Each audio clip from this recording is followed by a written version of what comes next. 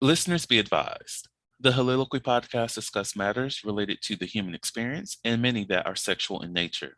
Due to this, some conversations may surround triggering topics such as sexual violence, self harm, abuse, and much more. Please be advised a list of crisis and psychological resources will be available in the show notes of this episode. With that said, let's get started with the show. Ladies and gentlemen, may I have your attention please as we go through the following safety instructions. In the event that there is a loss of cabin pressure, oxygen mask will drop from the overhead. Place the mask over your nose and mouth.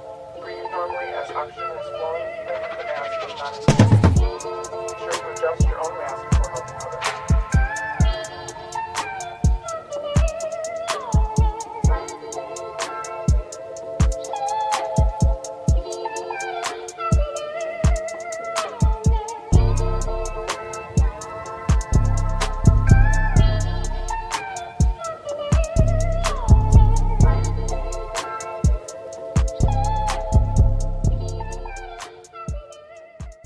Whoever might be watching is like, oh, so niggas can't just start on time, not knowing we are here. We First are of all, right. here. First of all, we've been here. Okay, so I think it is finally working on the YouTubes. And it is. Look at God. Won't he do it? Just oh my God. Okay. Okay. So now that we are officially streaming, okay, so I can see myself there.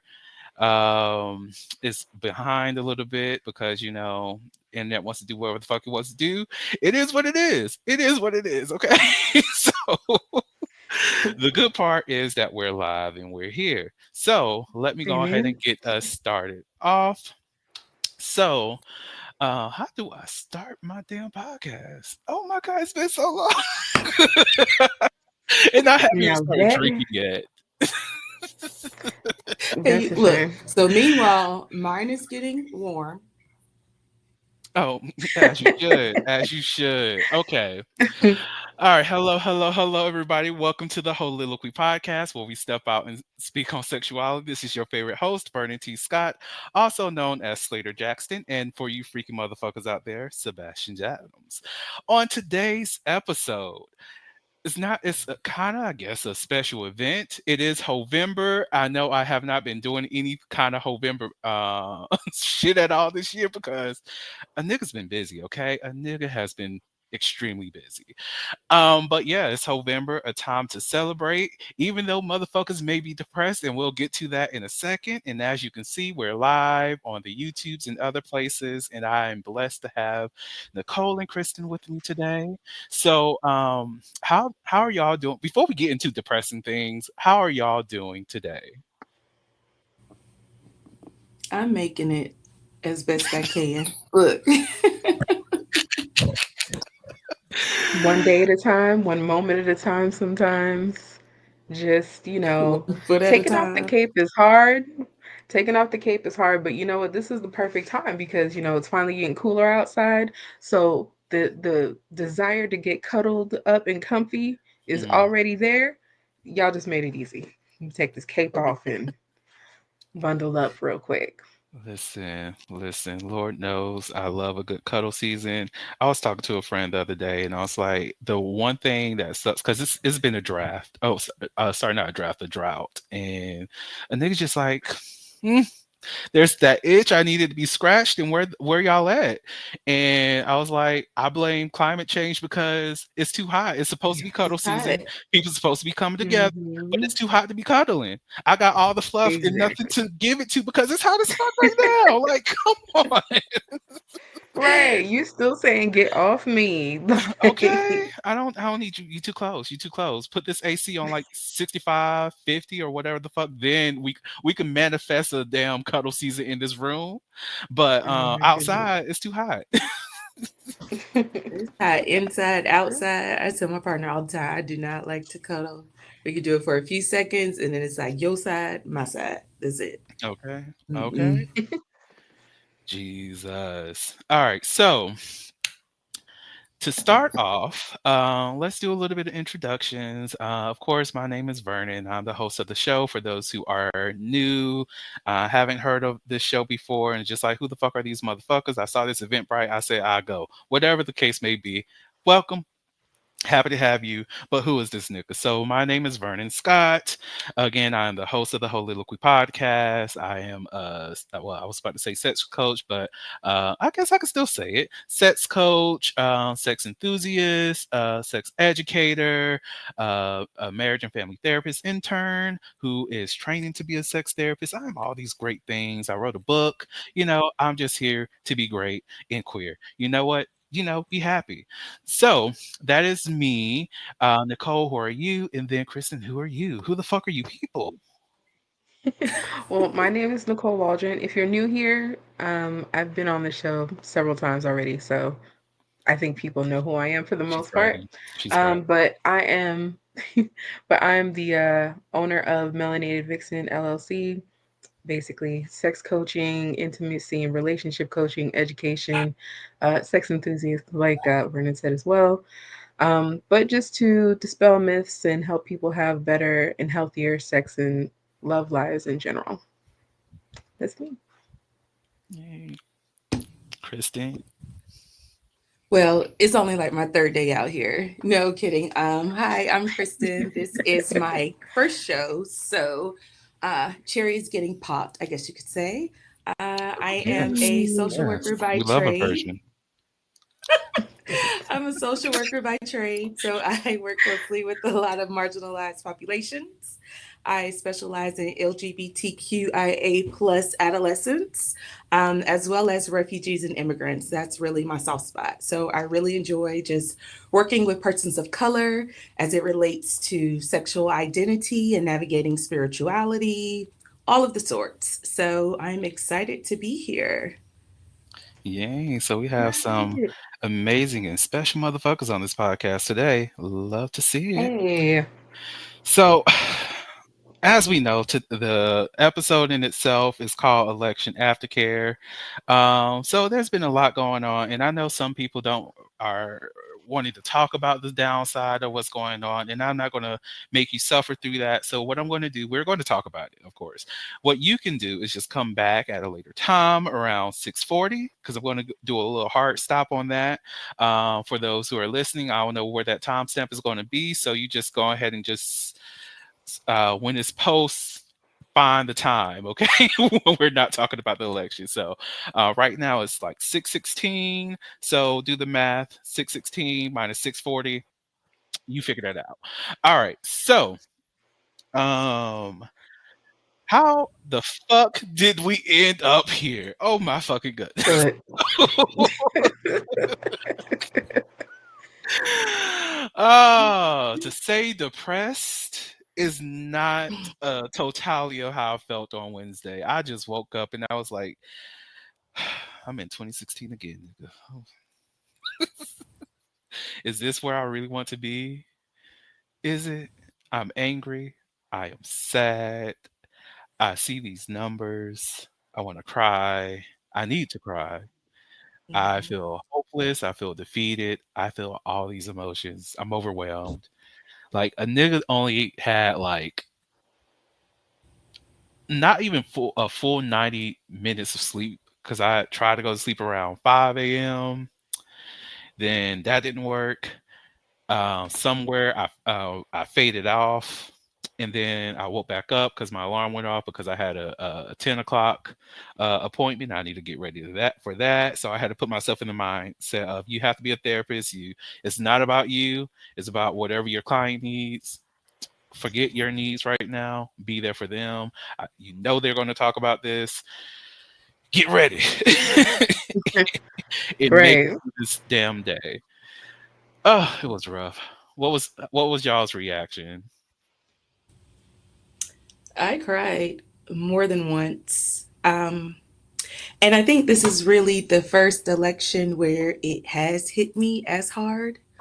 Um, and I think because I really saw myself in a candidate for once. Mm, And not only just knowing what that would look like, but being in a position where my child was able to see it, and really just re-emphasizing that as a Black woman or a person of color, we can have our seat at our own tables, and figure out whether or not we want people to sit at our tables. So often, so many times, it's like we're proving ourselves to be invited in certain rooms. And so with her running, it was very significant for me because it really just honed in on the fact that, whether they want me at their table or not, I can create my own. And so I think it really highlighted that you see us. You might not want to see us, but you see us and we're here and it's a force to be reckoned with. And I think that honestly had people shaking in their boots. Mm, And I'm a that's sip on real. that. That's real. No, I get Um, that. no, that's all true and all fair too. Yeah, I align with that too. I mean, I wasn't, or at least I'm not claiming to be depressed, but it was like that state of like the shock, the disbelief, the disappointment, despair, um, like hopelessness, and just like that fear that just like, oh my God, like what do we do now? What do we do next? Like, and of course, like getting into that, I guess fight or flight mode for real. Like, like definitely the fight part, I think, of like, okay, we know what's about to happen. We need to start working like right now, today, but also like not like those feelings, those heavy ass feelings on top of it. And you're just like, I don't know what to do. I don't know where to go, which again just kind of like exacerbates like the fearful feelings and thoughts and stuff like that. So like definitely going through it. It was almost like going through stages of, well, I mean, it was stages of grief essentially. Mhm. And just talking to other people and seeing that other people were feeling the same way. So I mean, in a sense, it was kind of like, okay, it's not just me, but also like what do we do next? But I like that we had enough people that were just like, hey, let's pause for a minute. It's okay to feel this, feel your feelings, process them. We gonna get there. And just to be like uplifting and really like creating space for each other for that. So, Mhm. I mean, I think that's really that I really like that I was able to see that. But I was feeling a lot of those same things, just like, what should I do?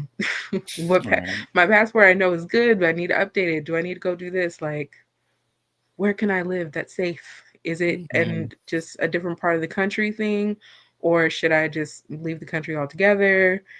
Am I reasonably ready? Like a million questions. So it was like not getting sleep for a while, not getting good sleep for a while, because every time you see a post about something, even if you don't read the whole thing, it's like you're reminded, and it just puts you back into like, what am I gonna do next? So yeah, Yeah.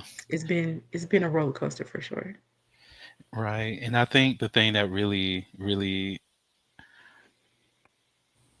set it off for me is just the number of people. Like that popular vote thing really stood out for me. And Yeah, like I felt like I was being lied to this entire time.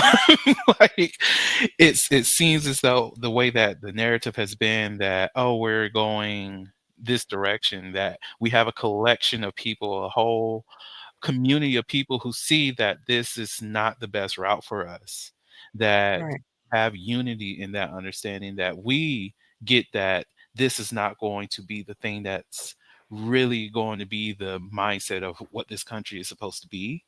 And then we get those results, and it's just like, all Mm. y'all motherfuckers, All y'all. right, all All of y'all. y'all. And it really got me because I thought back to like 2020, and even then I was like, this is a large number of people. But at the same time, we had a stronger number of people who also voted, who was also like, no, nigga, we can't have this happening. Like right, all of these people who were in support of a change for the direction of the country to go in. And now it's like, one, what happened to those people? Mhm. Like, and I don't want to be in a space of like shaming people who didn't vote or whatever, or people who chose third party or whatever, because whatever your decision is. But I still would have thought that there was enough in terms of like a conscious decision for well-being that it will outweigh the hatred, and then to see that the hatred was the stronger of the two is like, is there a place for me here anymore? It's like I've already been planning my move, to be honest, because I had it until 2027. But after this, it's like, hmm, I may have let's to go move ahead that and up. pull some things back. Like, let's go ahead and make this more immediate. And I didn't want to think that we will be in this place where hatred won again. Like in 2016, it made sense to me that we got there, and even the mental delusion I had to put myself in to thrive through that, to survive through that. And I'm just like, I'm not going to do that. I'm not going to convince myself, like I had to do in 2016, that this is a reality TV show. You are removed from this, that you um, are not a part of all this foolishness, just to have to relive that again. I don't wanna do that, right? And it's like, do I wanna choose to stand and advocate as I've continued to do, or well, within this country, or should I just do that from afar, right? So that's one of the things I've been, like, trying to tackle these last couple of, days to try to figure some things out. What's what kind of plans do y'all have for yourselves, if any? You said what kind of plan? Um, Mhm. Go ahead. I'm still thinking. I I'm still mean, thinking. I'm still kind of thinking too. Like, I mean, part of it was, I mean, Vernon, you and I have talked about me moving from where I am for a while now, or at least, I've expressed I'm leaving for several reasons. Like this red state shit, it's just not for me. Like I'm originally from New York. I'm originally from a blue state, a democratic, typically democratic state. So coming to Arizona and seeing how things are different, especially when it comes to um, government provided programs or resources, or just resources in general, or that are for the people in different ways and not just like this collective bucket with a few different things in it, to say like, oh yeah, we've got programs for people. Like, no, it's not even it doesn't compare. So I'm like, I need to go someplace else where, that is a thing. Like there's resources. Not that I need it, but if it's needed, at least I want to know that it's present. But also diversity and countless other things. So I've already been talking about that. So I at first I was thinking that like maybe I'll go to like Georgia or somewhere else. I mean, yes, Don't I come know here. those are red states, but Don't come here. huh? I said, "Don't come here." Yeah. Yeah. And I mean, it's been a long time. I thought about it for a long time, so clearly I wasn't supposed to be there. But it was just one of those like I want to move for different reasons, but like over the past year, it's been more and more just like I need more than just the things that I had a list about. It really is about being able to get the resources and support that you need when you need them. And I Mhm, already know that they don't have a lot of that stuff here, and it just, the different things that happen in my life that I see to other people, or even to me, I'm just like, I can't, I don't feel good here. I need to go someplace else where I know people actually care a little bit. So I don't know. I mean, I might move to a blue state. We'll see. Out of the country, it's a hefty option, and I just don't know if I'm ready for it. So it mhm, might be like a longer plan like you had. And then other than that, I mean, be really focus more on like the change that I want to see, and working with other people who are trying to do the same thing. Like building ourselves up as a community, supporting the people that truly need support and may not be able to get it as easily when things happen next year. So I don't know, just try to be there for people in the right way. Be really more intentional about who those people are and what they serve. Mm. I guess Ooh. I agree with you all, and I think my take on it is like I'm born and raised here in Georgia, so red state. Um, but I think I'm also in a bubble, like in the metropolitan area. You know, our biggest counties, DeKalb and Fulton. It's a lot of us. And not only just African Americans, but you will also see queer individuals. Um, and so being in that bubble kind of like shields me in a sense from some of the stuff that is going on in smaller or rural counties within Georgia that really help turn it red. Not to say there is not issues here in Atlanta as it relates to racism and those things, they're still here and they're very much present. But I think when you see more people that look like you, um, it's easier in a way to kind of forget or put on your blinders. But then the scary part about that is there's still a very much a reality. So as you navigate through Atlanta, you might go through places where you really shouldn't be or you're not wanted there. And somebody will always remind you that technically you Mhm. should just be passing through and on to your next destination. Um, but for me, also at the same time, I'm scary when it comes to really leaving, especially going to another country. Just the fear of the unknown, not being able to speak the language.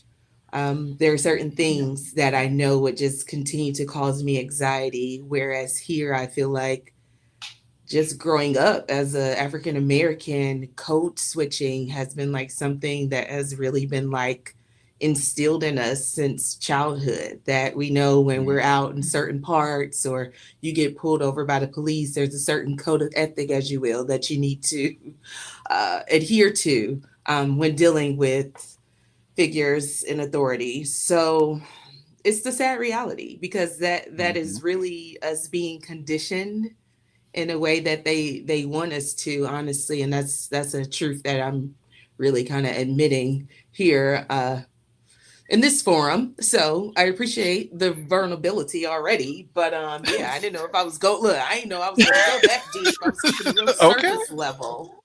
But yeah.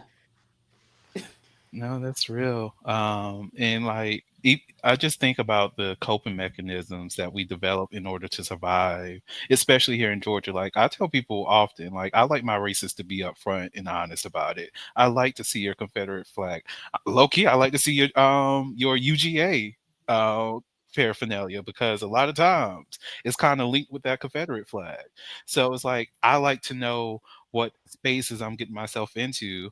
Mm, But same time, and that's because I've been here, I lived here, and I got to experience the overt and covert racism, right?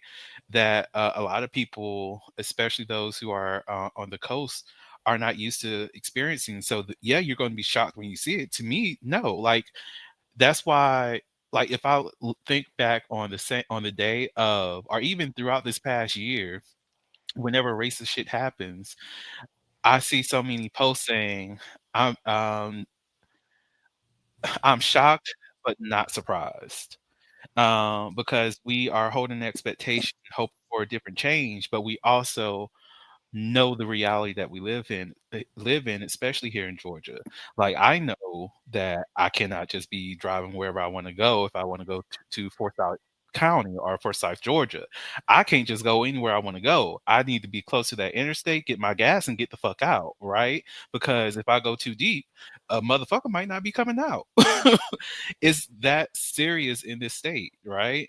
Like we've we know, like, I don't drive through Alabama. I don't drive through Mississippi. If I have to go through there, my gas tank is full, and I know if I have to pass through Alabama, I need to choose a route that goes through Montgomery or Birmingham where I will gas up and fill the fuck up. I do not stop at random spots in Florida. only place I'm going to stop at is at my destination. Like this is the stuff that we have to think about. And then on top of that, we're now in an environment where people are their racism is extremely normalized once again. They are given the permission to be as racist as they want, and they've gotten the validation that their racism is okay solely because of what results came out of this election. And it's like, how do I now again become comfortable with that after having to, I don't know how to put it, but it's like some of the things I've done for myself with trying to work through all the racial biases that have been put on us as a people is that I chose to experience my joy in spite of white people being uncomfortable with that. That I've chosen to be proud, be happy. And I know a proud black man is scary to those who want to oppress us. And it's like, I want to live out loud and proud. And I don't know. I'm losing my words. uh, Anyways, my friend Sim is here, so I was going to bring him on to continue this conversation, but I also don't know if he wants to talk about this because he told me he did not want to talk about these things. I sent him a text message messaging this thing, and he's not even responding. I see you laughing, nigga. I see you laughing. So I'm going to bring him up now. Me, I'm sorry. Oh, hey.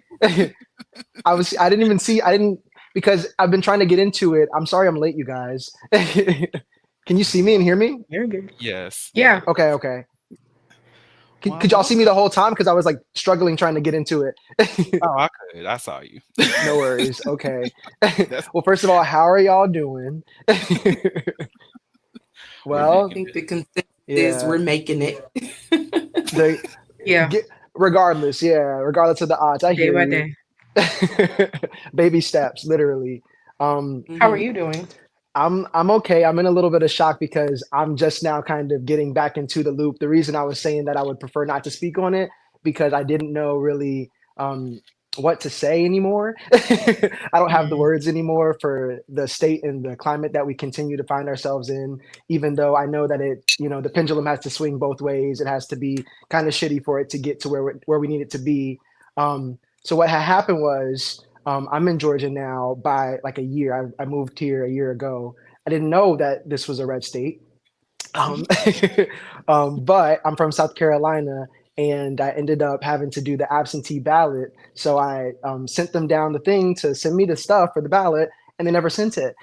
So I didn't even get to vote. mm. So I'm already in Dang. like a little bit of like a conspiracy, like something's going Yeah. on. You know what I mean? And I know it takes time to know these things, but I've been kind of in my own sphere where I haven't had to really see any news. I haven't been on social media. I still don't fully know the verdict, to be honest. I've seen a couple of memes that were like, okay, that's what we're doing. But other than that, it's been kind of in the dark. I've been kind of staying out of it because I could see where it was going. Um, so I'm kind of just here to get the news. You guys are the news for me. Get the Oh scoop. Lord. Do you really want to know where we are? I kind of know. I kind of know. I've seen, here and there, but I don't know for um, what reasons, for why. How do we get here, guys? Racism is Yeah, strong that's. in this country. I I didn't did want to not interrupt y'all, think but hell yeah. it's a powerful drug, and motherfuckers love taking it. Absolutely. Privilege is another drug that a lot of motherfuckers Mm. love, and I think that's exactly what those results tell us: is that people will rather uphold their privilege over disenfranchised groups versus relinquishing some of that for everybody to be happy, as though not everybody is given that right to what we call the American dream, and they want to hold that for themselves. So yeah, we want to deport. Yeah, we want to put the queer folks back in the closet. Yeah, we want to oppress the black people. Yeah, we want to scream out white power, even if we know that white power is going to disadvantage us. That's what we are. And on I that want to note, say, yeah, I think you're doing good staying off of social media as well as just kind of like reducing the election coverage that you're absolutely. exposing yourself to because it is disheartening. Mhm. And it's almost like we are giving a stage for people to be misogynistic, for people to be racist. And this election has really set the precedent to say it's okay, and you can be these things out loud, and we keep going with our heads kind of down thinking I don't know if the person I'm sitting next to is a big you know who supporter and what are their true feelings about sharing this seat with me. um Yeah. it started, the harsh reality started within like 24 hours. My child, as well as several other kids that go to urban schools around the US, received a Mm. text message basically threatening to say, we will be there to pick you up at like 6 or 7 in the morning in like a black or brown SUV to take you to the field for you to pick cotton for What? 75 cents. Mhm. Children got Oh these my God. messages, meaning that there are people tapped into certain things where they know the numbers they're texting or calling are those of our children. Not just children, but children of color, children in urban areas where they know the most people are predominantly African Americans. And What the so fuck? this is something that's scary. Like this is like our true reality. And I think the biggest part for me was it had not even been a full 24 hours yet Mhm. before these messages started coming in, like in waves. You know, I think Michigan was another state that got them. It's several other than Georgia, but this is just like our reality. So I think really keeping yourself away from the coverage kind of helps prevent some of those conspiracy theories that are flying out. Yeah. I think another thing I've heard is about the KKK coming from North Carolina, I believe.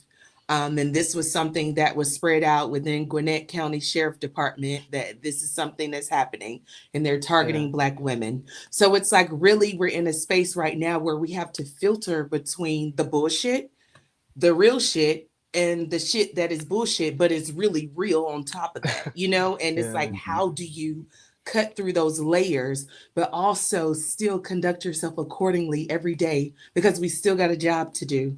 We still got kids Right. that we got to pick Like up, you all said, these code things. ship, code switch, exactly. My Mhm. Yeah, God. Yep. yeah. I'm going to cut in right quick for those who are coming back in at that 6:40 mark. I'm sorry, we have to continue this conversation. So fine, where we're not talking about this election because this is needed. Like, I'm sorry. We'll get to the real healing side of things soon, but this conversation is needed. So back to what I was going to respond to in that. No, like the first time I saw that text message that was going around was from a friend who posted that his daughter got that, and that was around 12. That was around noon on Wednesday when I saw Mm-hmm, that, and I'm like, mm-hmm, y'all work this fast, and also, how the fuck are you getting access to children's numbers? For mm-hmm, one, Mhm. like this is targeted. Like to be of people who claim to care so much about children, you attack children. To be like, I will forever say a woman, a person should not have to experience a trauma just to have autonomy over their body. Yet I see Mhm. so many people who's just like, oh yeah, against abortion except for in the cases of incest and rape and blah blah blah blah. You can say that just to make yourself feel good, but you truly do not care. You don't work mm-hmm. with Yep. these people. You haven't worked. You don't even want to really fully conceptualize the things that you are saying for these people. Like, I, for one, have worked with people who have been victims of sexual assault, children as well. Like, even from my last job, my heart broke from one of the cases that I was working on, and it was this young boy. queer who was assaulted by his cousin.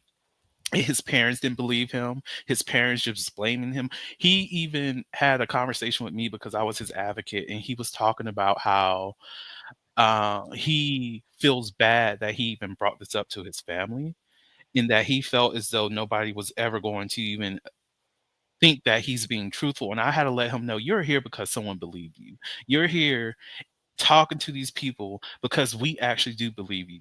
That officer who's working this case for you, she believes you, and she wants to do everything in her power to make sure that you get the justice that you deserve. But we also live in this fuck ass country that's not going to provide you with the justice that you need. So what I really want to tell you is that now you actually have to focus on healing without ever getting the justice that you really deserve, because that's what the reality is. That's what a lot of victims have to deal with. And the thing that really scares me the most in recognizing these results is, and I somewhat happy I'm no longer working in rape crisis center, because I don't know if I will be able to handle the amount of cases that's going to come in soon. And I know they're going to come in. I know they're going to increase because of what we have to do, what our country is right now. Like, part of the reason why I even focus on rape, and I haven't really told people this, but the reason why I chose to learn as much as I want to in terms of helping people heal from it, helping people recognize the signs of rape culture and all that, is because when I was in high school, and this is besides like my own sexual trauma when I was a child, but when I was in high school, I saw articles upon articles of people in different countries in Africa who were being, women specifically, queer women being sexually assaulted, and they're calling it corrective rape. Mm-hmm. So now I'm thinking, for our queer women in this country, where's their safety? Our little boys, our little girls, where's their safety? Our men in prisons, our our queer men in general, where's our safety going to be at?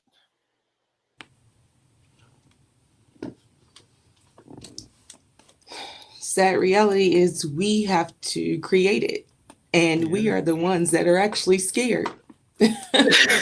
we Yeah. we we need help, we need guidance, we need protection, but at the same time it's like we have to do it for ourselves. I live in a community where we had to band together to like start our own neighborhood watch to just Mm, kind of correct some of the behavior that was happening in our community. And we reached out to the police for help. We reached out to our HOA, and everybody just kinds of points fingers to somebody else so they don't have to deal with it. That's kind of where we are. And so now it's at a point where it's like, your kids ask you, can they go somewhere? No, you can't go. And I don't mm-mm. want to just give all this trauma to you and tell you, no, you can't go, because I'm afraid that you might not come back, you know?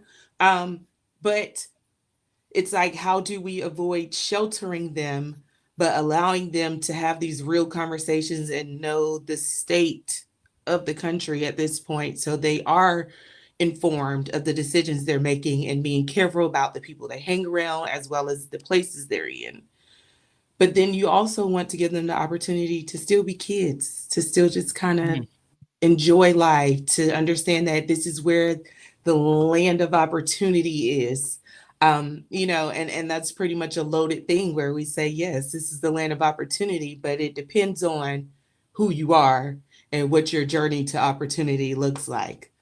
It's a lot of closed doors. It's a lot of being spit on. It's a lot of you're not good enough to even walk through this space. So just really trying to like keep your heads up, I think, is a big Mhm. thing. And my boss actually said to me that, her plan was to kind of keep her head down. And that was something that resonated with me, because as much as I understand what she was trying to say, that's not what a white woman should tell a black woman at a time like this, to keep my head down. And I'm going to Because how leave it with can I? that. How can How I? can you? That's what they want. Yeah. That's what they Right. want. A black Right. woman with her head down is still a target. A black woman with her Very much head so. held high is worse of a target A black because woman Mhm. running for a black president a is a scary Okay. ass target. target. You hear me? So Mhm. who are we? Mere mortals. Mm-mm-mm. Exactly. I feel like I'm the only one drinking. Oh no, girl! Did you see this cup right here? I'm like, Because you I I don't got see my waited him until vape. sitting on 40. camera. He I refilled and waited after 40. everything. I waited after 40. I was like, Hey, it's he's that real. time. He filled that cup up, okay? Him and Mm-mm-mm. Taylor don't play. Oh, it's Taylor's cousin Black. Oh, Taylor Black. I love Yeah. black. Oh, I love a little black in my since life. since we know on this show, I'm a fan of Miss Stella Rose. So she has a brandy out. Mm. This girl Okay. right here. Oh, Oh no. okay. So you like it, is what you're saying. Oh, I drink that one without any kind of beverage with it. So I Oh, have okay. mixed because I do like That's dangerous. it is very dangerous. So by the end of this, I'm going to be fucked up. Okay. Oh yes.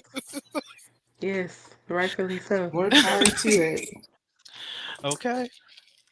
It's I funny gotta you see say clients by the tomorrow. end of this, you're going to be fucked up because that was one of the questions I kind of asked my partner, like, what is your election aftercare routine? She replies, smoking and drinking. And I said, you know what? I ain't even mad at you. Like, I think at this point, we all probably deserve it. Yeah. But, like, for those of us who can't overindulge in those things or even participate, like, what are things that we can do? And I find Right. myself just kind of like doing some me things, really just if that's putting on a face mask, closing my eyes and trying to like filter out the noise. But the hard reality is the noise is loud, y'all. It is loud and it's Yeah. in everywhere we go, everything we do. And I think that's one of the things where she said, I'm going to keep my head down. And I'm like, how can someone keep their head down when we can't change the color of our skin? Mm, We can't change how people perceive us.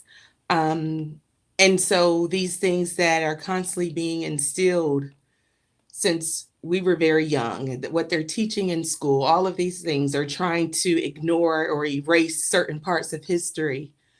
It's kind of hard because you say, but I'm a product of very much this history you're trying to pretty much get rid of. So now exactly. what? Who am I then? And I think we get to a scary part, whereas if we really allow them to continue erasing said identity, then we're going to become victims of whoever they want us to be. Hmm. What does that look like? These are just things Exactly. that kind of pop through my head. And it's built into the algorithm. I understand exactly what you're saying. That's for me why I had to take a step back because it is a privilege for somebody that doesn't have to face, the minority of it all to then end up saying, to keep your head down. So maybe not keep your head down, but it's important to not become jaded because that's exactly what they want, exactly what you said, is to keep us, kind of under the thumb of oppression, which is not anywhere near what we need to um, kind of sink in or allow us to be indoctrinated by the dogmatic practices that they kind of systemically put into our phones. Right. So Mm. Yeah. as shitty as it sounds, another thing that we have to be ripped away from, but it's very clear with even just the things that have come through the veil of me trying to stay away from social media, I can still see the racism, even when it's just like porn Twitter, stuff like that. It's embedded, it's there, so there's no way around it, unfortunately. Right. I'm about to add another person. Shane has Yeah, full joined the house. matchup. Hey Hello, Shane. Shane. Shanette, Shanana. Hey, friend. I knew it was coming. As soon as you said the Shinetti, I'm like, ooh, he about to. I've had an adventure with my full name. It's been a fun time. It's been a fun time. Well, welcome to the depressing party. We'll get to the lit things soon, Oh, but sorry, my setup isn't the best because I was like, I'm so proud of you. He's like, you want to join? I'm literally laying on my couch in a bonnet and a muumuu. I'm like, but you hold look on, good. But you look good. hold on.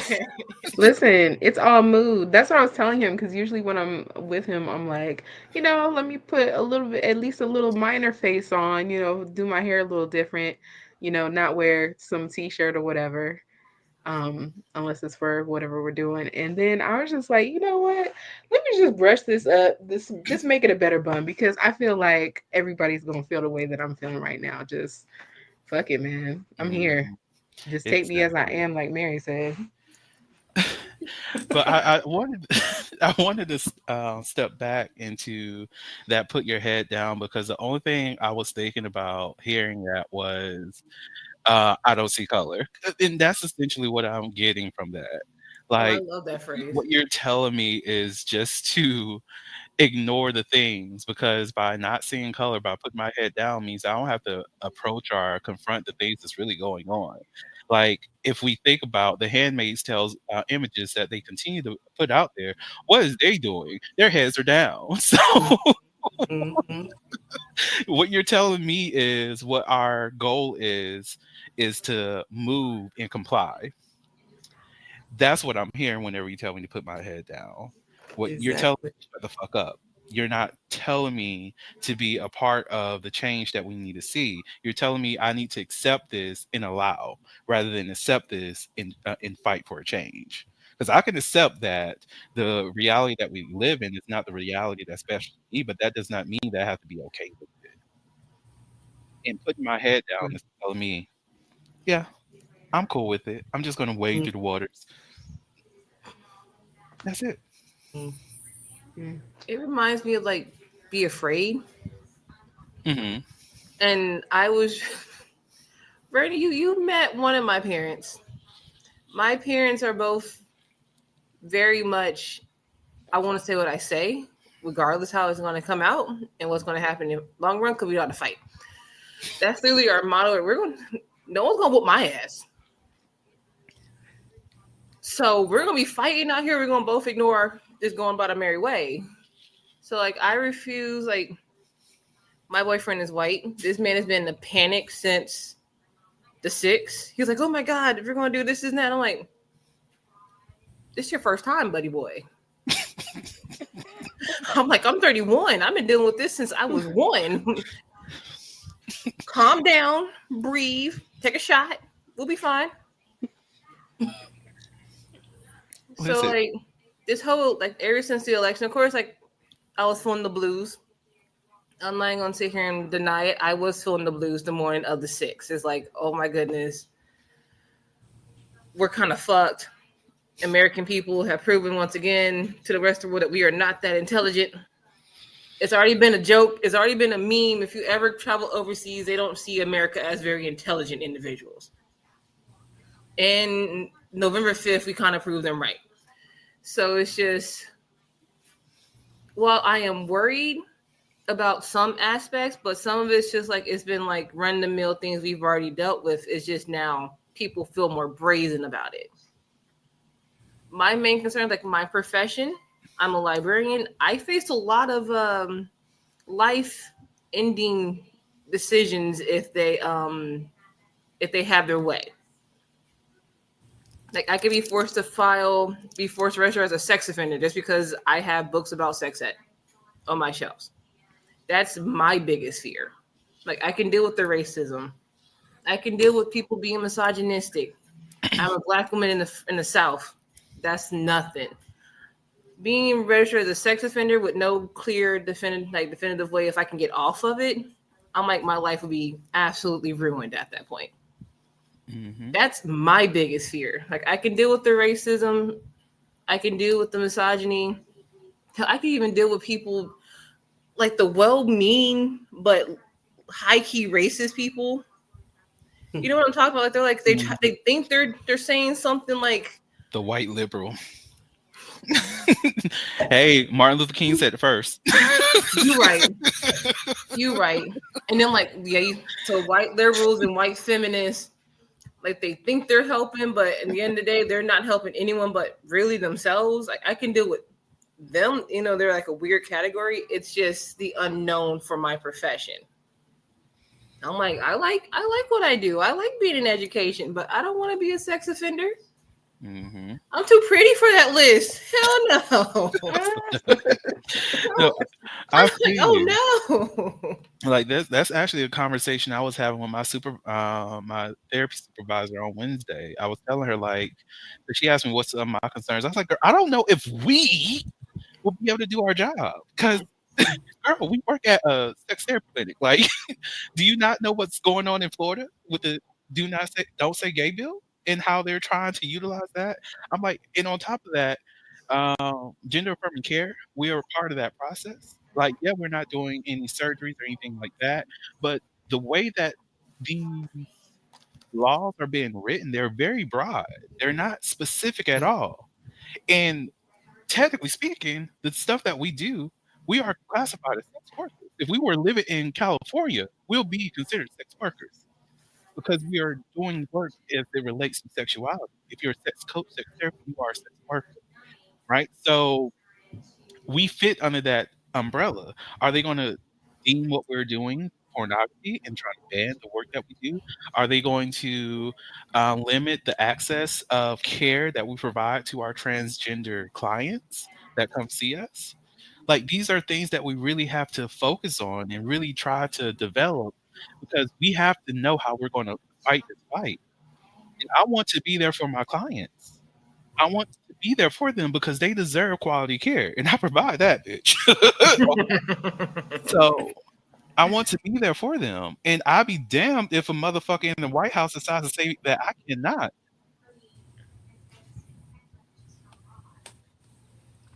Well, that's what they saying. So now what? Hmm. Like I'm not even gonna lie, especially with like the whole hoopla about contraceptives, like birth control and stuff like that, and especially like the morning after pill or any pill similar to it. I've been telling people like go on Amazon right now and just start buying some. Amazon sells them and they last for a year. Like they're not expired items. Like you can actually buy them on Amazon right now. There's some that require a prescription and there's others that do not. Mhm. So like I'm not gonna lie, I just bought a 6 pack. $28. Will I need all six the next year? Absolutely not. But who's gonna tell me what I can and cannot buy with my damn money?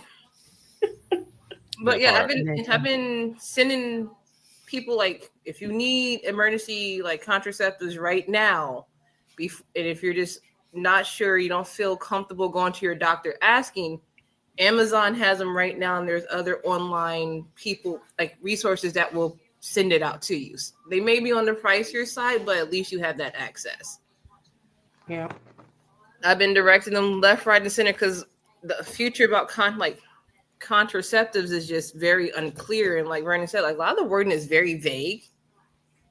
So like they just say like insurances and companies can deny contraceptives based off religion and personal beliefs and stuff like that. But depending on the employee's religious beliefs, that's you're just infringing on other people's rights that are protected by our constitution. But Mhm. who cares about other people's rights if they're not white?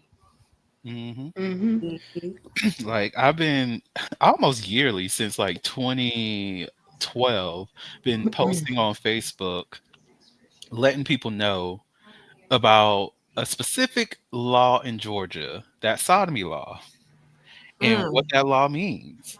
And right now, the only reason why that law cannot be enforced is because queer people have federal protections, right? To be themselves, to be able to express their sexualities however we want to do that.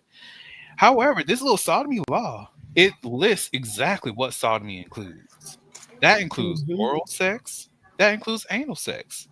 Like, and y'all out here trying to hate on queer people and not recognizing that this law means that if it if queer people loses our rights, that if a officer knows that you're fucking their partner, and they just happen to pull up on you while you're doing that you can go to jail.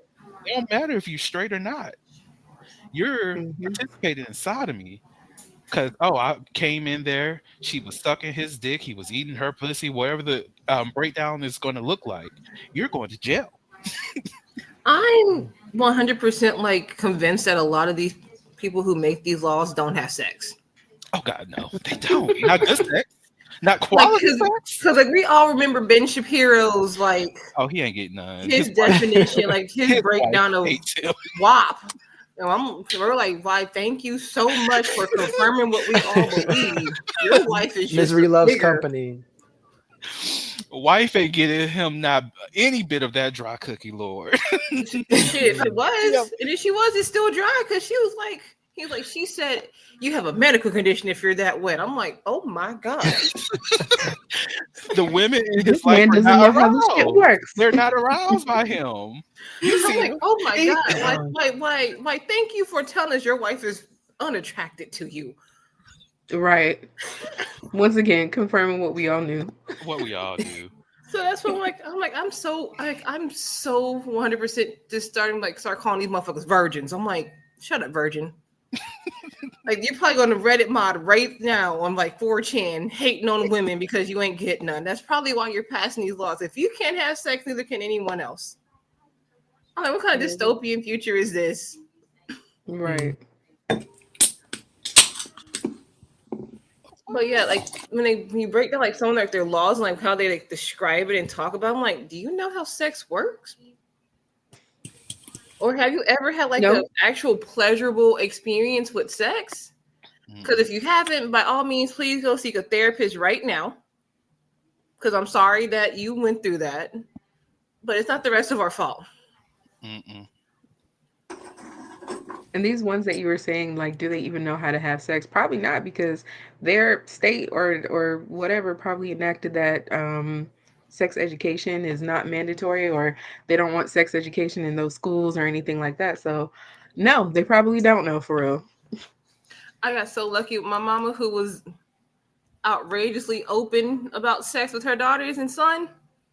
We knew more than we wanted to. By the time we hit puberty, we're like we know everything, but it's weird because it was our mom. Like, our mom literally sat down. She was like, my mom literally tossed a condom. Me and my older sister are 18 months apart. So like when she was so our sex talk happened around the same time. She literally threw out a cucumber and a condom. Like, we're going to buckle up. We're about to hit this real quick. I'm like, what the fuck? Like, that's what I grew up with. And I understand not a lot of people have that type of parent. So like, I find myself feeling very fortunate that my mom is very sex positive. To this day, me, my sisters, and our mom can sit down and have a conversation about sex and like our experiences, and it's not awkward. Don't get me wrong. Do we still play up like, ugh, our mom is out here having sex with our stepdad? That's nasty. But Throwing that I thing. I still feel very fortunate and grateful that my mom sat and was not afraid to talk to us about something that's how we were created. She was like, she literally said it'll be hypocritical of me to like not have this discussion with you when I literally have 4 kids. We're like, you know what? That's real talk. By all means, that's real. And she waited until we hitting that puberty age. So she didn't start us early. So like, yeah, me and my sister, we got our periods on the earlier end of the, like, I got mine at 9. My sister was 10 when we got our period. So we did our cycles early, but she waited a couple years later to actually sit down and tell us about sex. Because when you first go through your period, it's a rough ride. She didn't want to bombard us. She literally was like, I was 13 when she actually sat down and talked to me about sex. And like all the things, like know how to say no. You don't feel, okay, yeah, 13. A lot of people sound early, but my mom wanted us to understand it first before we encountered it. So like, I feel like everyone should have that type of education, even if it's not from their parent. It should be from professional or someone who is trusted to actually have that conversation. Like if I had a kid and I knew like I couldn't give them the proper talk, I'm like, Vernon, I beseech you to have this discussion with my kids, because I would trust Vernon to teach my kids right. So like I feel like we just need an overall education reform, because I'm getting tired of people, and it's not easy because it's our community that's having babies at the early age, and mothers dying young, or mother and baby are dying young. So it's just, I feel like we need better education, because I'm getting tired of these old white men telling me about what me and my boyfriend can do in the bedroom at any time today. And that's the interesting thing about, like, I don't know if they recognize how much they're telling about themselves whenever they come out here and make these statements. Because I'm just like, I didn't need to know this about you, right? Like, I didn't need to know that you're not having a good time when you go to bed. I didn't even need to know that you're that deep into trans porn. I just, I did not need to know.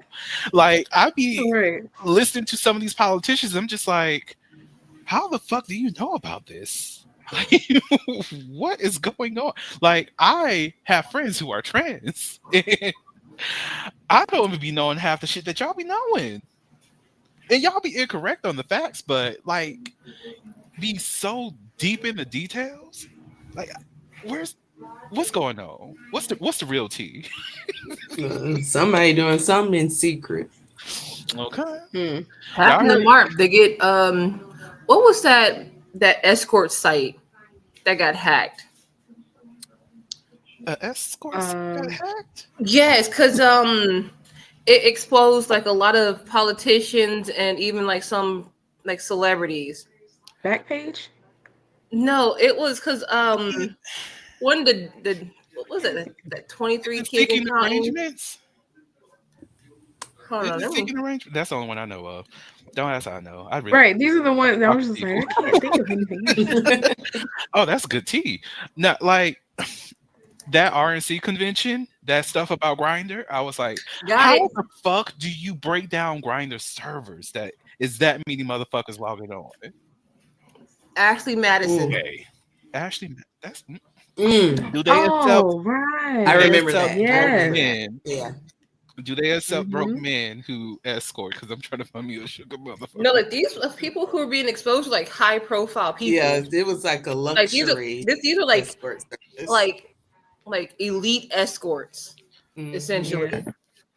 And it was exposed. It exposed a lot of people. So people were like, "So, you out here thotting and bopping and spending money that's not on your wife and kids, but you out here telling us we living in sin." Okay. Explain yourself. I'm like, shit, at least I fuck one person. What about you, sir? I'm not married. Well, I can't say this. You know, I got reckless and shit. You know? Was that Margie Taylor? Who was that female politician who's like, she got called the badly built beach? Oh, that's Marjorie. Oh, that's Marjorie. Yeah, because like she got caught cheating. Like, you know her. That is bleach. Well, either way it goes, she got caught cheating, and she was like one of those high and mighty Republicans. We're like, bitch, you cheat on your husband. And my thing is, when that news came out, I was like, bitch, do what you wanted. Like, this is why I cannot stand these motherfuckers, because I be wanting to be on your side. Because I'm like, look, if your husband ain't putting it down, but the gym instructor is putting it down the way that you. Okay, at least just divorce the husband, because he doesn't deserve that pain. He does not. Well, he married her, so that's pain enough. Who knows? Let's be real. I watched enough murder documentaries to know that some people are not the same people before you marry them. That is true. They do that good old bait and switch. But yeah, and I'm like, she out here telling me I'm a hoe. Bitch, you the hoe. You cheated. Several times. Several times. What the hell? So what if me and my beloved are adventurous in our life? I only fuck him. Miss Taylor Green. Like, allow me. I'm like that badly built like box. Body. God, that line had me in tears for a month. My She ain't only down with that. I hate it Yeah. because I know it was bad because she called her butch and everything, but at the same time, when I looked at Let's be Marjorie Taylor real. Green, when I looked at her, I was like, "Where's the light? Listen, Where's the I light? literally had She's to look up a full giving." body picture of the woman. I'm like, let me look like, oh, she built like a box. Definitely a Listen, bush I was body like, right there. "This is giving. I will drive a bike with the leather jacket." Because I'm like, oh, that's messed up. Why you talk about her like that? And I pulled her up like a full body image. I've only ever seen like a face like neck up. I put up a full body. I'm like, oh my god. One You thing, said badly built butch body. it's the badly built for me. It was Yeah. just she had that in the chamber, and He she had was been waiting. taking Ready. a lot from Ready. that one, She and been she thought was of ready. thought of that one. Yeah, she was And you She locked see, been in. she She ready. looks was That's sitting smug been in as her there. hell mind too. every time she see her. I never been so proud to be a nigga in my life. Cause goddamn, that's a nigga tree right there Hello. in the Yes, I was house. like, you better read her right Read now. her. And Mm-mm-mm. I think that's what they need a lot more of. They need more people to just read them for filth because that's the only Mhm. way they can get their honesty out. Like that's Mhm. how you can receive the honesty. Because you want to be all out here, be all like fuck in your fuckery.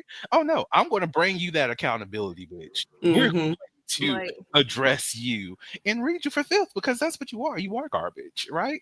I get that you feel sensitive when you're brought to your reality of what the fuck you are doing, but I'm here to meet you where you are and then go over because you might be in hell. I'm Sick going to to say Earth hello core. and goodbye to me as how low I went in this motherfucker. Yeah, There's a I'm a new very plane of spiteful existence below individual. hell, bitch, and I'm living in that motherfucker today. We're hurt feelings. Cause I'm not gonna lie, like, I had my own moment similar at work. I am one of 3 black managers in the entire system. There's about no 4. There's 4 of us, and there's about 20 of us, so only 4 are black, and we're all women. So I colored my hair recently. It's a nice blue tint. I got in trouble for it. So I'm like, okay, so I get in trouble for having the hair color. My hair is always immaculate. And And I it's put up the guidelines. I'm like, okay, yeah, colors in it, but it also says that our hair has to look kempt. So we're gonna talk about some of our ugly ass buns that we have in this meeting. Mm. Man, some of these white bitches be showing up looking rough. I'm like, do y'all have no one at home? Some of them are married. I'm like, y'all husbands hate you. Listen, God they damn. try to pass off that messy bun real bad. And I'm like, it's not messy bun. It's giving you a wild sleeper and you just toss that shit up to look I'm whatever. It hold looks up. I get in uncharismatic. trouble for my afro looking weird. Meanwhile, y'all looking out here with some frizzied and frayed ends. Hold on. listen, let's go It ahead and it go to this rule Extra book. greasy. Yes, some of yeah, it does be looking greasy. I'm like, do y'all not yeah. wash? You Time can And for a then they wash your like wash. to hair. talk about how much they use that dry shampoo stuff. Like I know that there's some of us that do it, but some of these heifers, they will do it every Not day they so out they here don't have to wash their co-washing. hair for a week. Yes. Man, it's a whole process. When I do like an actual wash, I'm like, Mm-mm. we going Against in today. the We're gonna be in the shower for 30 minutes. Let's rock. But right. like, My hold thing is, on. if I'm out in like a full suit, closed toe shoe, suited and booted, and then somebody next to me has on some cargo style capri pants and Toms on their feet. And I'm just Yes. like, okay, nobody is going to Copyright correct because the last time I checked, this was not business professional. So I'm all No, it's suited That and is not. booted, talking about and me. here we are, No, because but I've heard this quote like it's a difference. it's like we have to work 5 times as hard to be seen as mediocre. Meanwhile, our counterparts are just barely sliding by. Mm, Right. I'm I like, live if that every I day. straight up told my staff, I'm like, listen, if I'm not allowed to be mediocre, neither are you. I don't give a damn what y'all look like. Mm-hmm. If I can't be mediocre, neither can you. Yep. And I had to write a staff member because she just didn't listen. She white, but I'm like, I'm gonna need you to get on par because you slipping below average. You slipping the average. I need you here to match my energy, darling. Yeah. You're not gonna bring down the, Mm-hmm. the dignity of my branch. God damn it! I work in East Macon, and here, yeah, it is the ghetto. It's one of the ghettos of It's a Macon. beautiful ghetto. It's fun. I got some good ass food over here, though. I'm not gonna lie. I got some That great is the food in truth. East Macon. Girl, you We know, hear gunshots every now and again. You know what I tell my staff? I used to thrive over there. Mind your business. I'm Mm. like, if it's not in the parking lot, we're gonna keep it trucking because we ain't about to go investigate. I know that's right. Amen, amen. Like we get ready for our biggest event of the year. I'm excited. All right, y'all. So, is there any more grievances that need to be on the table as it relates to this election? Are we ready to move on to a little bit more fun things? One of my biggest grievances is the people who try to act like Project 25 is not a real thing. They're like, oh, that's not a real thing. It's like, it has its own website. It's been publicly endorsed by several like Motherfuckers. high end, like that's like high end, like the upper level Think Republicans. tanks. Look, think Think tanks. tanks, yeah. There, Yeah, all like of the that. upper level Republicans, like they mentioned it. Hell, even Trump like grazed over it. Oh, he distanced himself, but his website has all the same tenants. Yeah, so Hmm. it's just like these things. Yeah, are they 100% certain? No, because didn't he promise that fucking wall? And where's that damn wall right now? 2% built.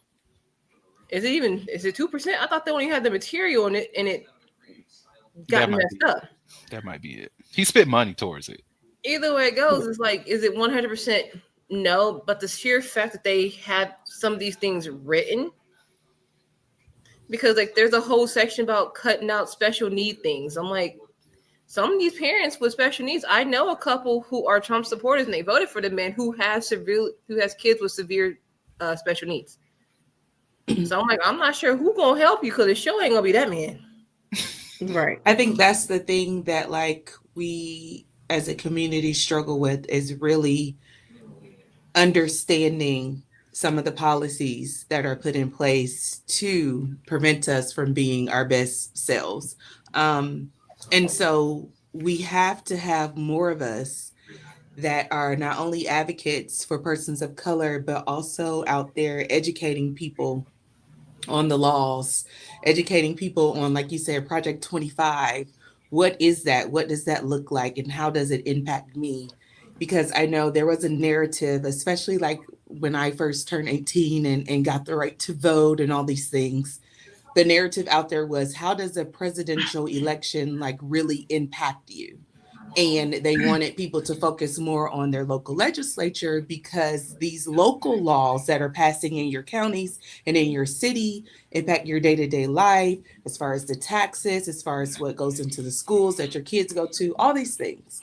But I think what we're really lacking is we don't have enough conversations around informing our people Mm. about what's out there, what these things mean, how does it look like for us, what does it look like for somebody else, so we can really make informed decisions. Every time it's time to vote on the ballot, there are like three, maybe four laws that they're asking you to say yes or no on. More than half of the people honestly don't even understand what those mean. And they're basically doing yes or no, just picking one at random. And so I think we do have to hold ourselves accountable to some degree to just make sure that those of us that are informed really get yourself in spaces where you're just talking about these things in forums like this. You know, it could be just as informal as it can, or it could be more on a formal platform. Doesn't matter. But at the end of the day, I think if you are one of those individuals that know what's going on or are very aware of what's out there, any chance you get, I think you should speak to your friends, speak to others about what's happening, and really just hope that you can get them engaged. And I think one of the things as we like round up election aftercare, somebody said to me, even though your candidate did not win, it does not discredit all the work you did to see Mm. them where they are. And so I think that just goes into giving ourselves grace, knowing for those that are out here encouraging people to vote, but also sharing with them some of the policies that are coming up, or just having a safe space where people can come to you and ask questions. What the hell does this even mean? does this even make sense to me? Or I don't get it. Just being that beacon where they're able to kind of bounce ideas off you and just kind of really ask for help when we don't understand things. And so I just kind of want to lead with that to say that ultimately, at the end of the day, any work you did to see the candidate that you wanted to be there almost get there, or maybe they got there, depends on how you voted. But ultimately, just knowing that we all did put in some type of effort, and let that kind of hold you over to say, all right, I did my part, and I'm okay with that. I'm at peace with that. And so now I'm just repping or ramping up for the next 4 years, because when it's time again, I got to make sure I'm out there doing my part, because it's another chance and another opportunity for us to make sure we get that candidate that represents us. That's my Mm, soapbox. I'm done. amen. Anybody Absolutely, else? and then also knowing that it's the long game, so it kind of the work doesn't stop. It kind of has to start here now that we have this next 4 years to look forward to. We have to kind of get stuck in. Yeah. For you Americans, I don't know what y'all gonna do because I'm gonna be gone. Love but I would say one of my grievances that really stood out to me. Well, one of the things that I just kept focusing on throughout this entire election process, once Kamala came into that seat, because look, I will be real. If Biden was still up in there, because I was already like, it's gonna be Trump. Like my mind was already set when Biden was there, because I was like, I don't know who's going to vote for him because I don't want to. I would do it out of hate, but I will put my ballot for this motherfucker and not be happy. Cause come on, Crypt Keeper. We again at the beginning of the year, I posted it. The person I'm voting for is death. I was voting for the Grim Reaper. Anyways, he almost won. He almost, anyways, but one of the things that I want people to take away from this are one of the things that really, no, the thing that really pissed me off throughout this election season was when Kamala took the helm, when so many people started to put a lot of Biden's blame on her, and all I could think about is how this is how things work whenever black people are in these kind of spaces, Mm-hmm. especially black women have to take the weight of white mediocrity and white decisions and carry that shit when they have absolutely nothing to do with this. I don't remember Mm-hmm. at all in the history of me being alive and actually paying attention to politics when anybody will say president, vice president, administration. I always hear president administration. It's always Biden administration. It was always Bush administration. Fucking Clinton, Obama. It's always president administration. But now that we have a black woman running for office, now we want to tie her into this motherfucker as though she has a real voice in what the fuck the president does. She doesn't write executive orders. She doesn't make any decisions. She's just is a tie breaking vote. That's the only active role that a vice president actually plays. And we want to give all of the weight of Biden's decisions to place that on her as though she's okay with everything Biden does. And it's like we strip the autonomy of this black woman and take away that she may have her own personality, that she may have her own decision making process, that she may have her own ideology opposite of the president or the person she's under. We just strip all of that and just align her with them, align her with Biden as though she's on the same accord. If she happened to be a white man, we would not be having the same conversation. We will Mm. recognize, oh, they have a different, they may have a different viewpoint. We will rationalize a different identity for that person separate from the president because of who that person happens to be. We will give that grace to them that they may be somebody different, but we can't do that for a black woman. That was the thing that really pissed me off throughout this entire election season. Because I remember, like, when everything with Gaza started to happen, where Ilhan Omar was upset with Biden, where Pramila Jayapal, I think that's her name, maybe messing it up. I'm sorry if I fucked up your name. I do apologize.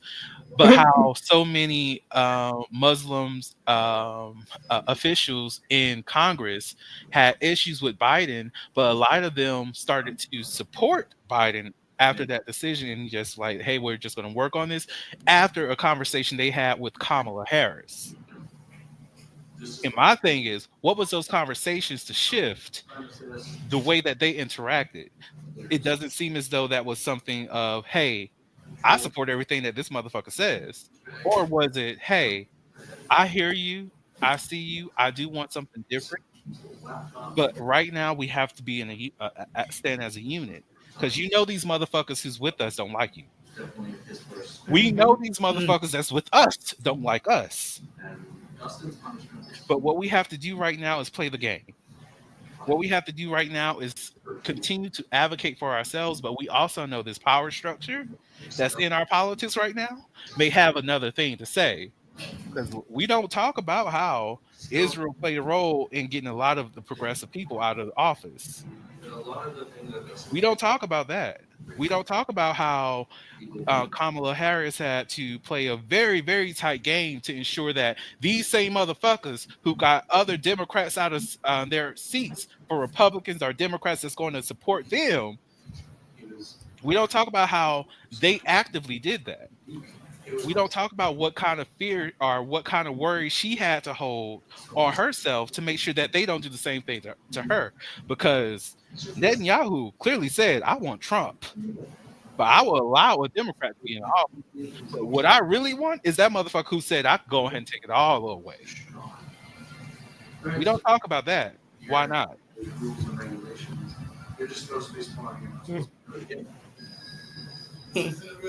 And that's my grievance.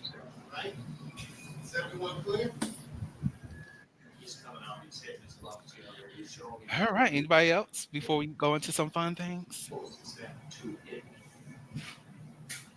All right. So, as depression was setting in and all that, welcome back to people who had to skip around and shit. I don't know where you are. I hope you listen to everything. But oh, I did a little warning at the beginning, sin and shame. But welcome back. But yeah, as depression was going on lately, I've been thinking about some of the content that helped me step into my queerness or help me feel great about myself. And there's a certain movie. Well, first, there's a movie I watch when I'm like extremely depressed. That's Prince of Egypt. But there's also a song that I enjoy to hear when I'm feeling down because it really meant a lot to me as a young queer black male. That really changed my life. It's called "Here's Where I Stand." It's from a movie called Camp. Um, and I was watching the movie today, and that sparked this question: what are some of the things, or even queer content, that you love that you think other people would appreciate or may help them or help their child who's going through a similar reckoning or trying to understand themselves? Like, what is something that you would like to offer to the growing community of people who really want to care for their child that they don't understand, or something that will help them grow in understanding themselves or the child that they have that happens to be queer?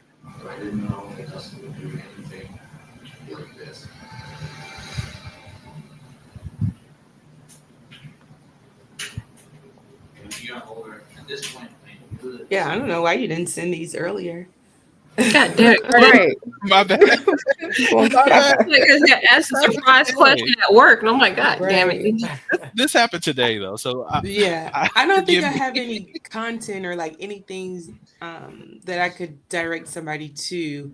Mhm. Um, just from my experience, I have just like really tried to be open when it comes to communicating with my kid about sexuality, about her understanding that things are kind of like her choice. And I think one of the biggest things is like a lot of queer people have these coming out stories, but then we never hear about somebody coming out as straight and, deciding a woman deciding to bring a man home or a man deciding to bring a woman home. So why do we have to make this difference for them? So like I really just kind of lead with her, like, I'm gonna whoop their ass, whoever you bring home and they disrespect you. I don't care if it's a boy or a girl. Mama is squaring up. So that's just kind of like how I lead with that. Like I don't really care who or what they are, just as long as they're good people.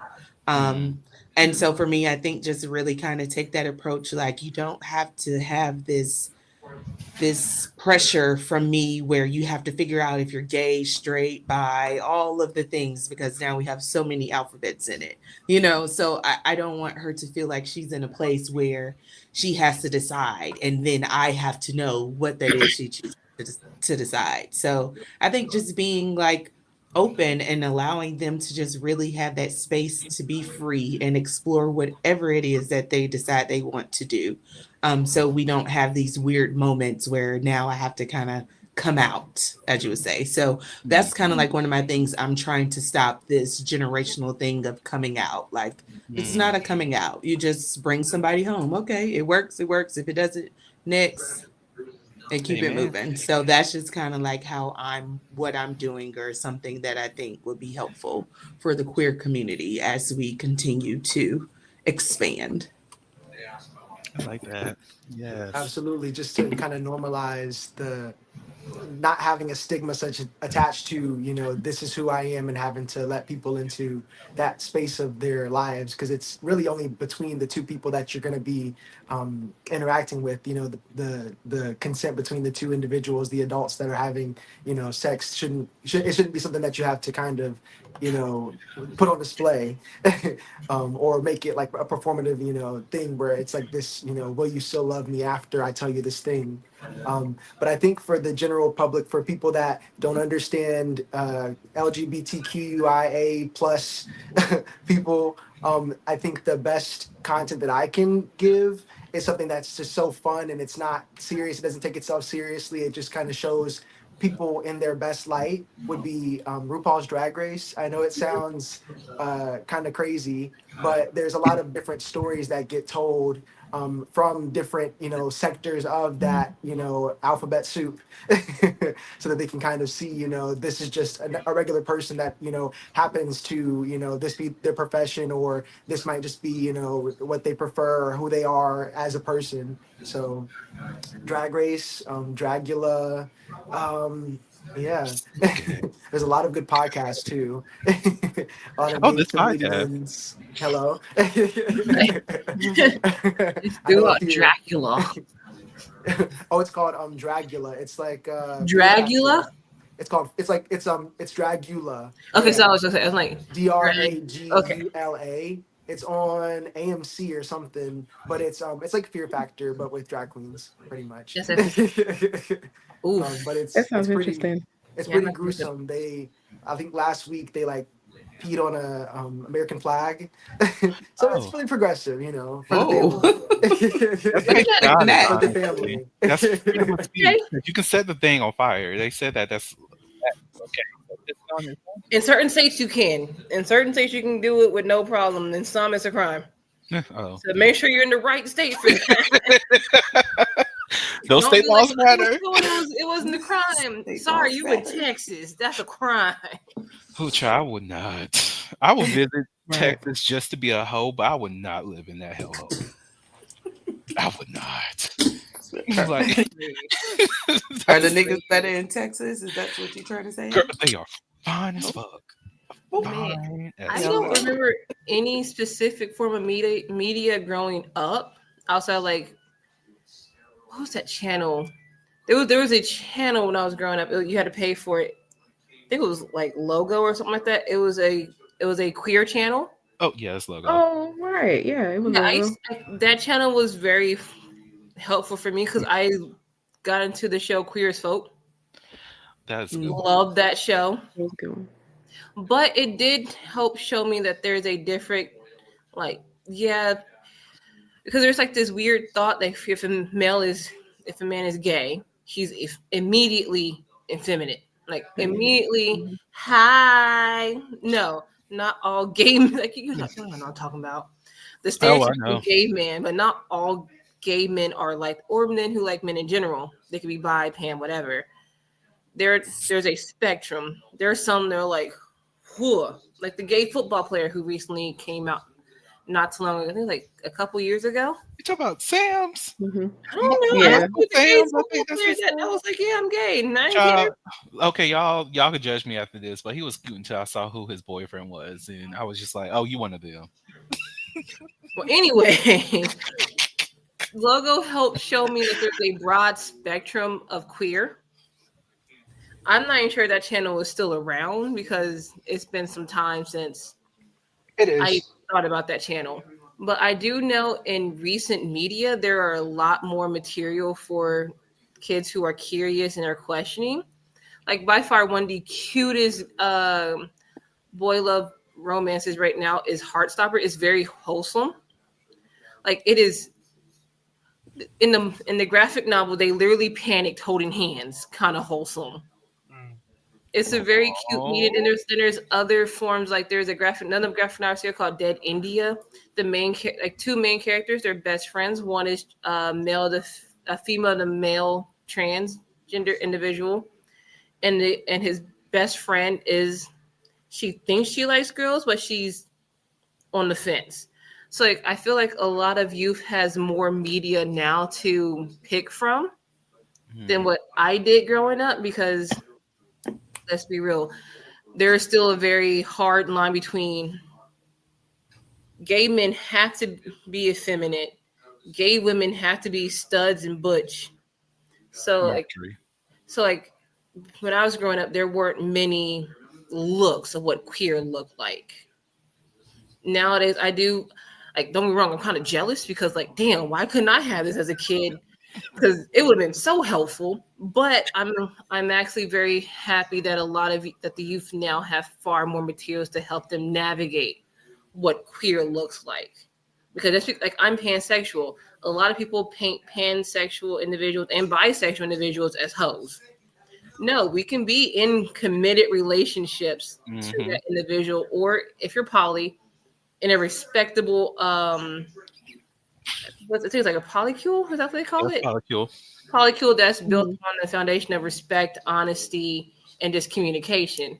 So it's a broad spectrum. So I'm very happy that the youth now has more materials than what I did growing up in the early to mid early 2000s. Mhm.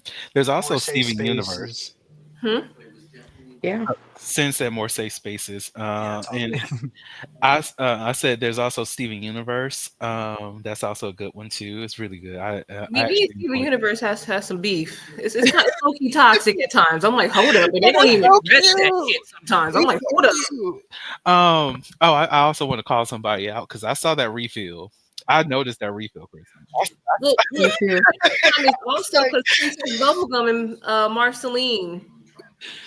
oh, oh, and Adventure Time, is that the show? Yeah, That was a good. Princess Bubblegum and the Vampire Queen. yeah. Mm-hmm. So yeah, like I'm very happy that there's like a lot more media, like in Owl House. If you never, Owl House is on Disney Plus. It's a really good series. But I'm actually very happy for the youth now. They have a lot more media to help them navigate. Like, okay, I'm more like this individual, and they're like me. They like they like similar items as me. So it's like I'm so happy for them because they don't have to go through that confusing stage that a lot of us went through it in my era. Cause like, okay, I like this, but I also like that. Like in through my sexual orientation journey, I thought I was bisexual for the longest because pansexuality wasn't talked about that much because you're seen as greedy.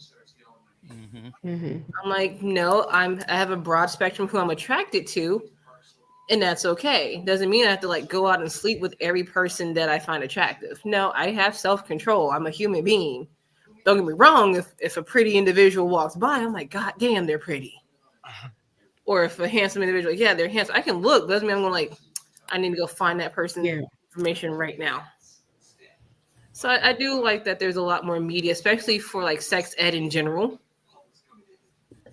God, was I have one. It's pretty graphic, but it's for teens. So I'm like, the more pictures you give these motherfuckers, the help, because they don't read words after like a certain age anymore. They just look at the pictures. Are you talking about the book that you sent me? Yes, Oh, that was a good book. That's a good book. yes. So like we have that, and it's super graphic. It has a lot of pictures, but it drives home the point. You can have any sexual orientation on the planet. Be safe about it. Be smart. So that's why I really like that book. It doesn't just talk about heterosexual romances and sexual relationships. It talks about all of them, and What? that's why I bought it because like it tells you be safe, be conscious of who you're sleeping with, even if you trusted them. Be safe, be smart about this. Because What? I just watched a documentary not so long ago about a woman meeting a man. They got tested, but she never saw the test, so they went to have sex without a condom, and he gave her HIV on purpose. He knew Oh, he had it.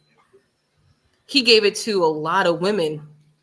He never disclosed it, and he got sent to jail for it because he purposely infected people with HIV. And all this whole thing could have been avoided if they, like, I demand to see the results. That's just me personally. girl, me. So it actually tells them like look at your partner's results. I'm like, yes.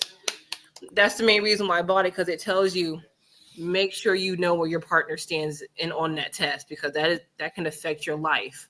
It could be Absolutely. temporary or it could be for life. And it can also take your life depending on how soon they catch it and if you can afford the treatment. Hmm. Mhm. Like low key, that's the reason why one of my regulars got xed out because I'm like, okay, you want to do this bra thing, so where are these results at to make? Because I don't want to be spending money to take my docs and all this shit because I don't know what the fuck you doing on your free time. I know what I'm doing on my free time, usually sleeping. So if we're gonna be doing all these things. Like a test, y'all want to do the test? Oh well, we don't have to do. Condoms are going to be used. Like, And what are people we be doing doing I didn't realize how many people be dipping and dodging, like taking the test, and it's like it's given you trying to kill me. here? What's Okay. going on? And like, Right. oh, and what's the name of that book? Because I don't remember. Do you remember the name of the book, the one with the graphic images and everything? Yeah, give me a second. But go ahead and I'll find it. All right, perfect. And I'm glad that we're having this conversation about media because these mofos who just be like, oh, they're just trying to shove homosexuality and all these LGBTQ stuff on us. No, what they are actually doing is creating a reality that reflects what our kids as well as us as adults see. Because yeah, you may not have a trans child, but trans people actually do exist, and more than likely, your child is going to interact with somebody that's trans. You yourself might interact with somebody that's trans. So we're trying to, our people in media spaces are trying to normalize media that includes different identities because there's a strong possibility when you go out into the public, you're going to interact with somebody that's different from you, which is why in a common popular media, you may see somebody that's white, you may see somebody that's Asian, you may see somebody that's black, you may see somebody that's gay, you may see somebody that's trans, you may see somebody that's Hispanic, you may see somebody that is outside of what you consider normal because Mhm. what?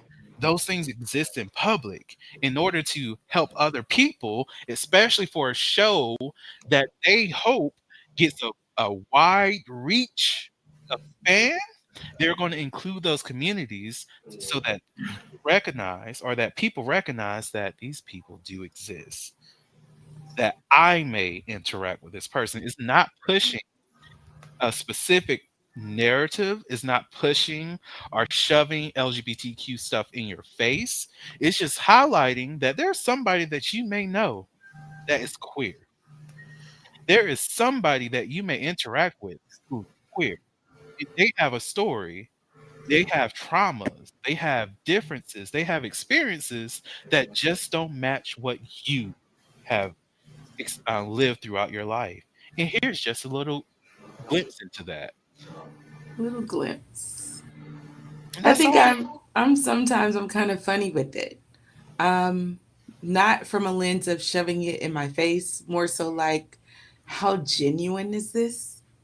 Like, Yes. are you Yeah. like, was this written by queer individuals? Like this whole character that they just created? Because sometimes I'm like, no, this is not real. This is not what this would look like. And it kind of frustrates me Mhm. because it got to a point where I literally Fair. said, as I was like scrolling through TV, every show literally has like one gay person or one somebody queer, some type of individual on the show. And it really That just token depends on the person. writer whether or not how good that character is on the show, where you're like, okay, Mm, this feels like something, that's very familiar, or this is like they really just tried to make this be a thing. And so sometimes it's kind of frustrating because it's like, I don't want it to be forced, but at the same time, I do want it to be out there enough where it's not taboo, where it is something like, oh, okay, like we don't have to make a big deal about it that one of the lead characters in this series just hmm so happens to be a queer individual.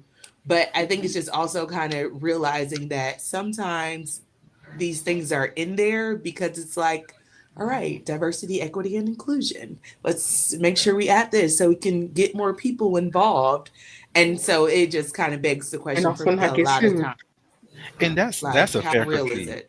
And that is a very fair critique because that part definitely does happen. And that also frustrates Mhm. you. And that's oh, by the way, the book that Shane was talking about is Let's Talk About It by Erica Moen and somebody else. I'm not going to go into that to see who the other person is, but let's talk about it. Look on Amazon or wherever you get your books. Let's talk about it. Erica with a K. That's the book. But anyways, It talks about what a relationship actually is too. It does break down what a relationship is, not a situationship or I know that person and we text every now and again. mhm, No, no. What an actual relationship is, which I feel like okay. a lot of teens, Need especially grown, Mhm. I know I saw this for a fact. A lot of us didn't know what a real relationship was until later, or we got into one. It was terrible. facts. Mm, Yep. yeah. Um, but yeah, with the I, media thing, it's like I respect Euphoria and how they told the story of I forgot the trans kid's the name. trans girl. Yeah, I like how they told her story because it wasn't like, oh, this person has been kicked out and all this other stuff. Like we're not making it drama. A trauma ride the entire start. Yeah, it's like it's just a normal teenager, and I think that's where a lot of writers fail when it comes to writing queerness and trans people. Like Pose, is also going to just do its thing because Pose did what it needed to do. But like outside of Pose, but like other media that focus on queer people try to do that narrative of, oh, my family hated me and all this other stuff, they kicked me out and blah blah blah blah, or they force the trauma of what queer Mhm. people experience rather than Mhm. the experience of that queer child whose parents just automatically accepted them. It's just, I'm gay. Girl, what you talking? Who you dating? That's the fuck what I Mhm. asked. Like, you over here trying to get up out of my house all times of the night. Who are you messing with? Who is this young boy? Who is this young girl that you messing around Hmm. with? Because you Mhm. acting up.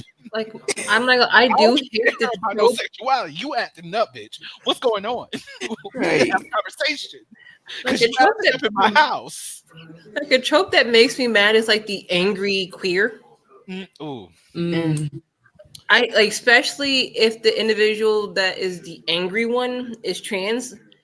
Like don't be wrong, like trans people do face a lot of challenges, but when they make it their entire personality, Mhm. Mhm. that's like I'm okay. I'm not gonna lie.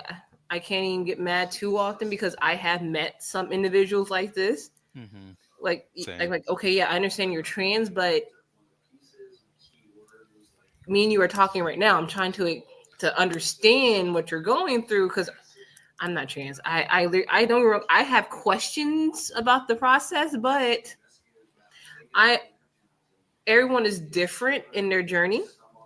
So not all questions will be perceived as respectful or Mhm.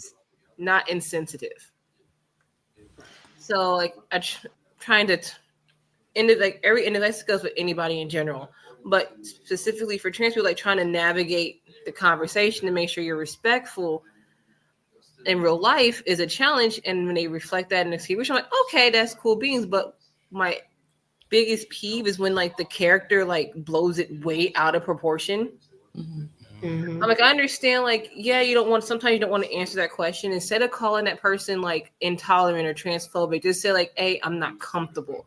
That would have been more realistic for me. Just like, hey, you know what? I understand like you have a genuine question. It's a good question, but I'm not in the space to answer that question for you. Mhm.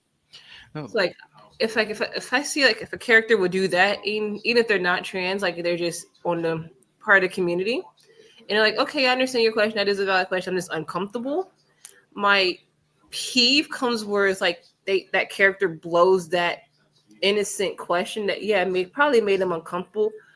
Like they just asked them like some off the wall question, like it's super disrespectful.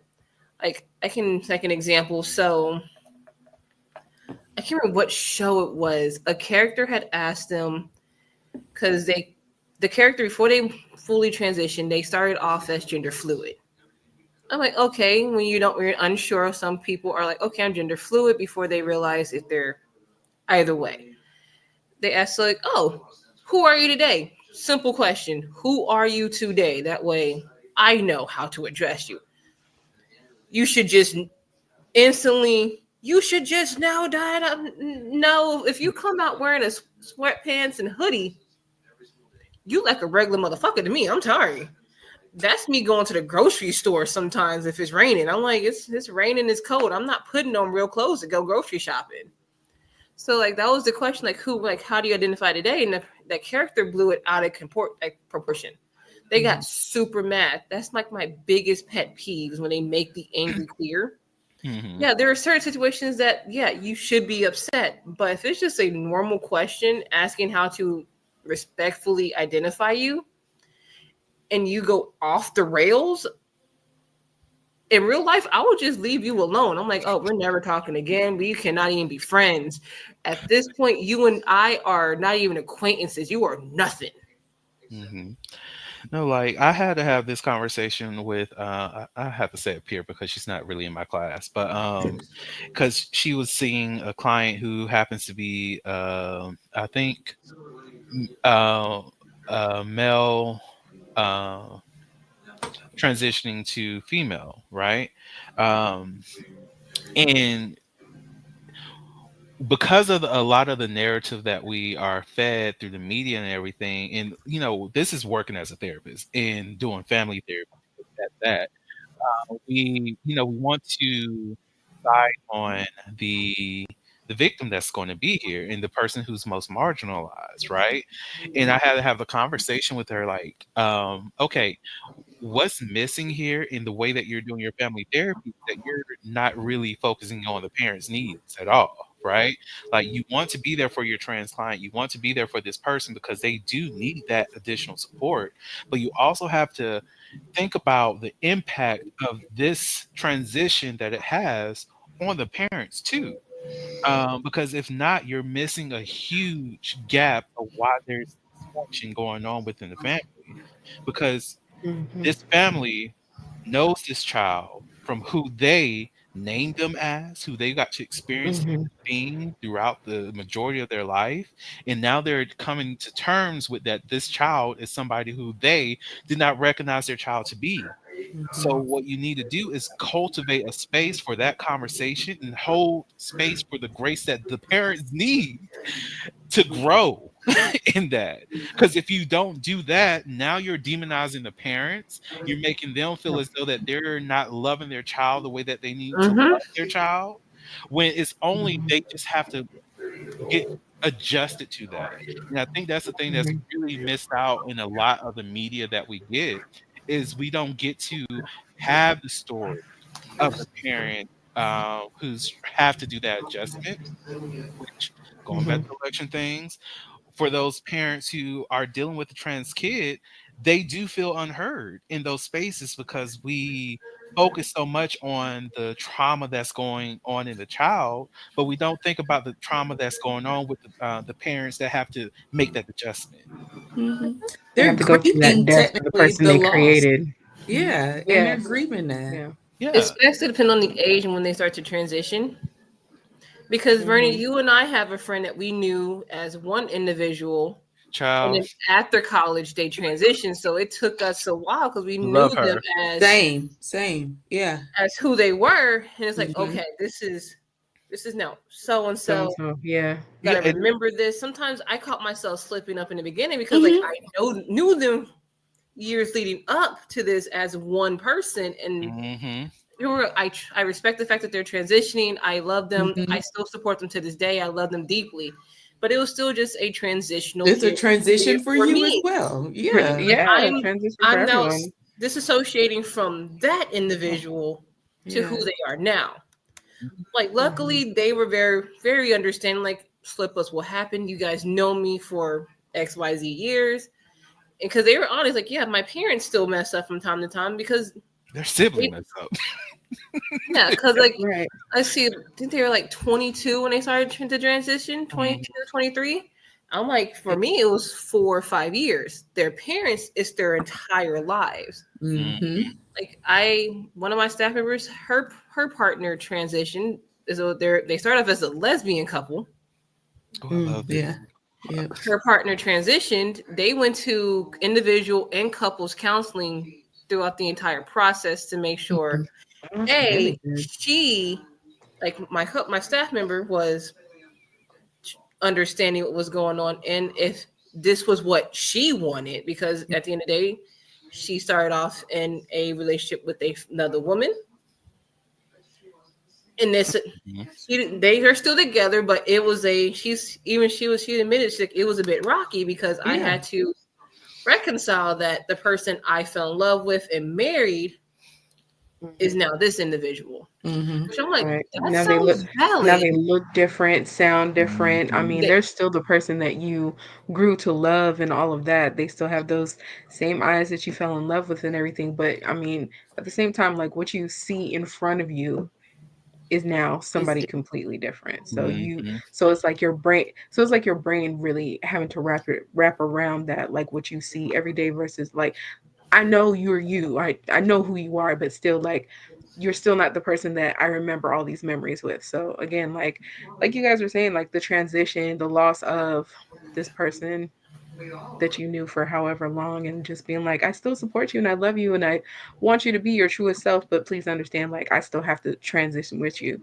So Mhm. but I think that's cool that they went through therapy the whole time. That's really important. Right. I'm like, hey, power to you because like I don't get me wrong, like, I never judged a partner who like who feels like they can't do it.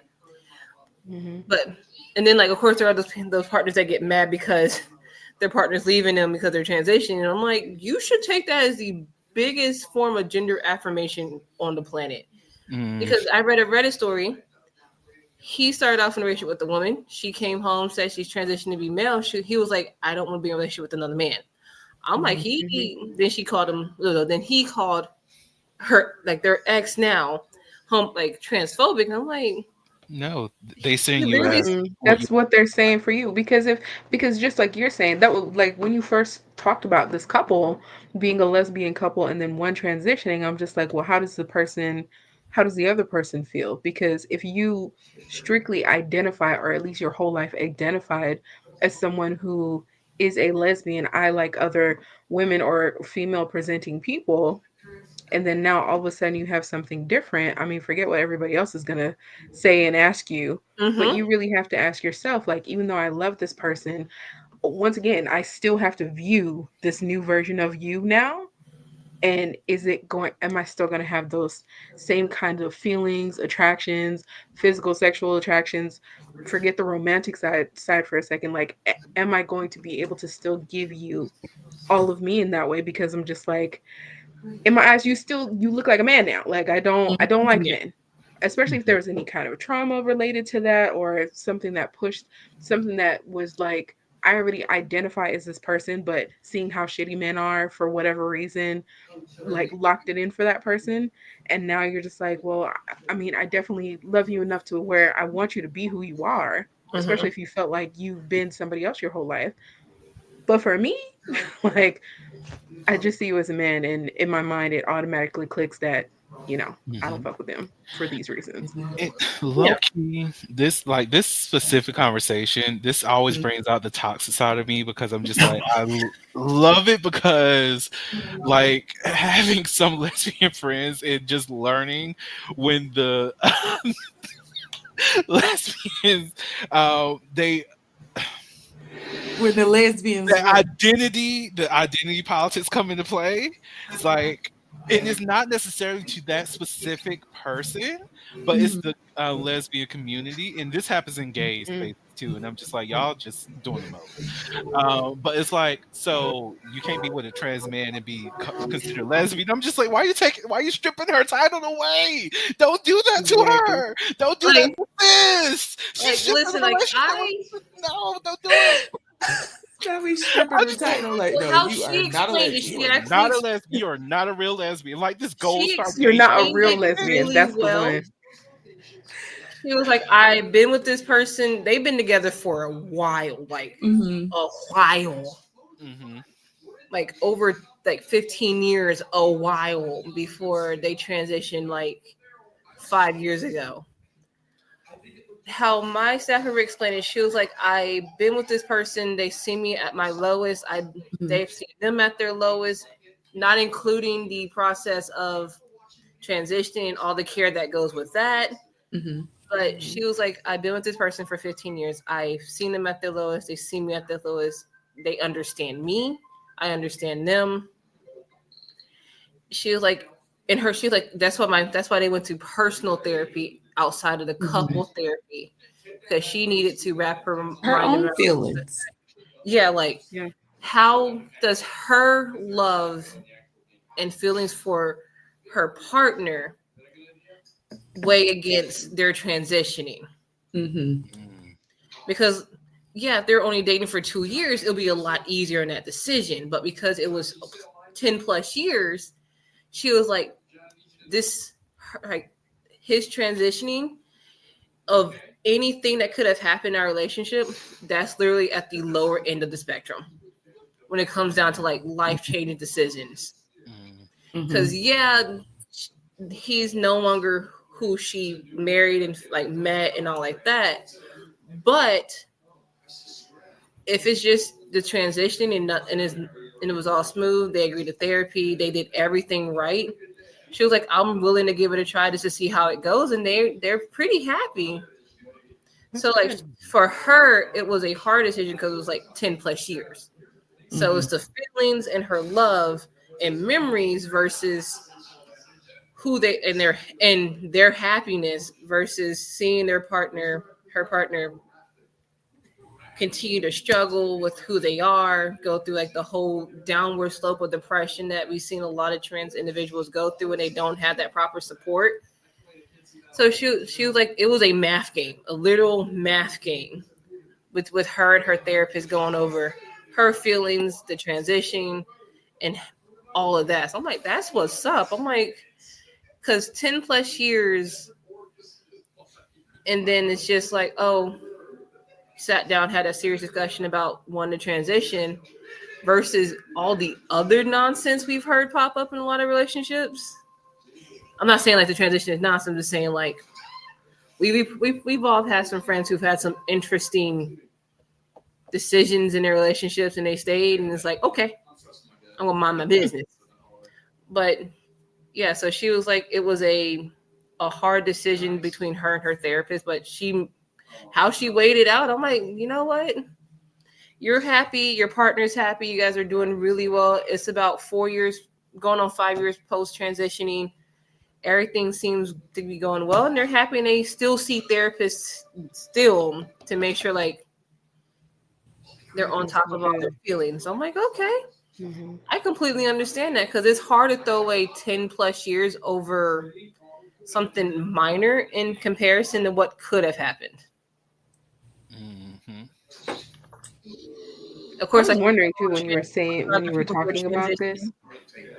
Sorry, go ahead. When no, you're good. I was wondering too, like especially with them being together for so long, like at what point did the partner who was transitioning or who is now transitioned, at what point in the relationship did they start talking about not being happy with who they were and wanting to be like and feeling like I need to transition? That's kind of my question because like is that something that you kept deep down like as a deep dark secret for a long time and finally was like I need to have this conversation with you because I love you and I love me more and all of that. Like, at what point did that happen before the transitioning happened?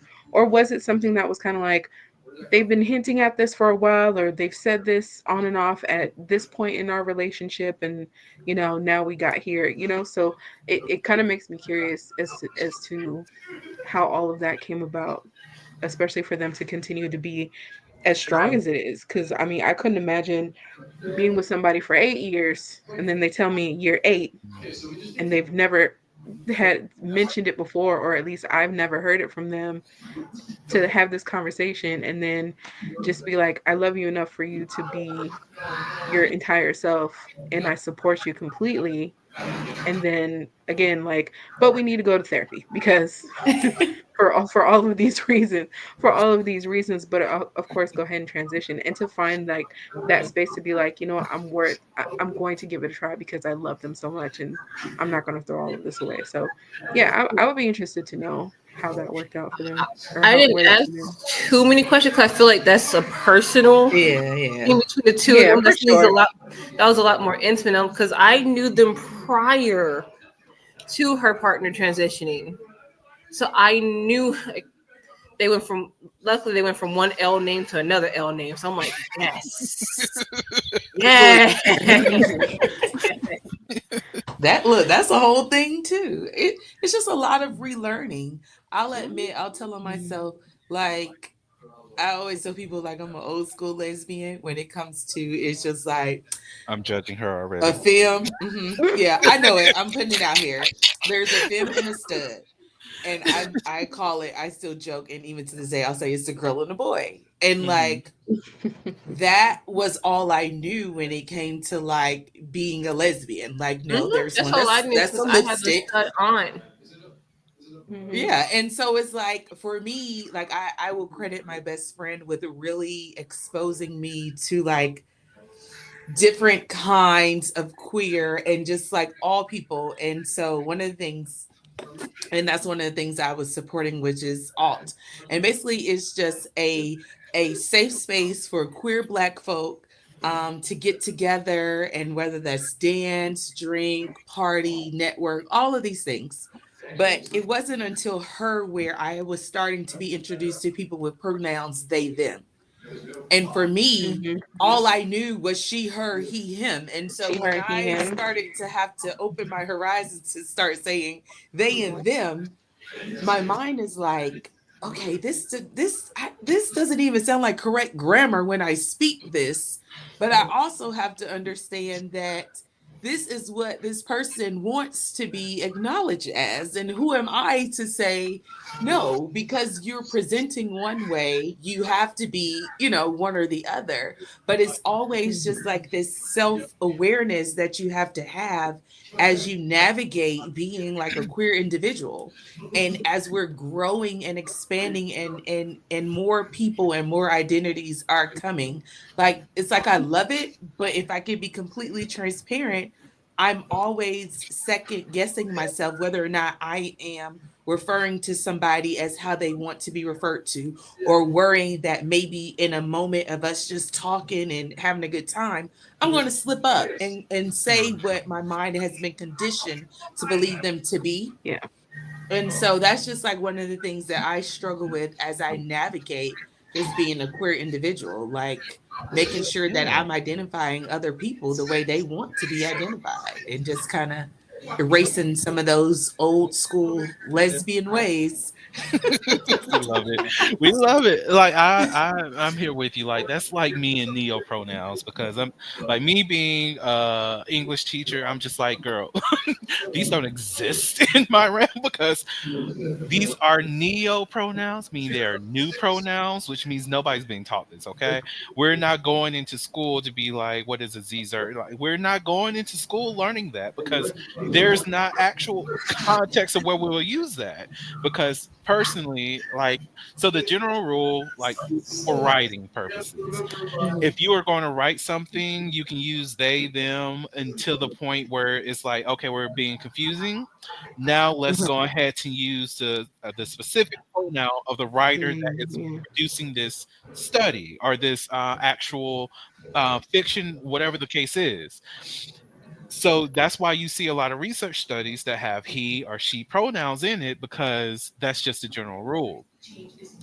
Now, then you can have an option where you continue to do they, but some people don't see they as being a single person or gender neutral, and now we have a problem. We're not being taught the other new ones, right? So, like, Hmm. it's harder for me to adjust myself to a neo pronoun because we're not taught that. I don't have to teach that, and I will adjust for that specific person whenever I get to know them or them or whatever the neo pronoun may be. But it's like you also have to be cognizant to know that this is not something that other people will consider the norm or what they have been taught or what they are have been exposed to. So that's where that adjustment period comes in. Hmm. And then you have to also give that grace that we're not automatically going to understand this Get new right away. information. That's like when people have issues with the term cisgender. Cisgender has been out there longer than most of the people that's on this in this conversation has been alive. It's Man, a very old term, but at the same very. time, in having conversations where cisgender may come up, I don't mind telling people, "Hey, cisgender just means when you were born, they assigned you a specific sex, and right now, in the way that you feel, you still identify with that sex that's on your birth certificate. That's all it means. It's not a slur. It's not a bad thing. Okay, I'll see you guys And later. trans is just the opposite of that.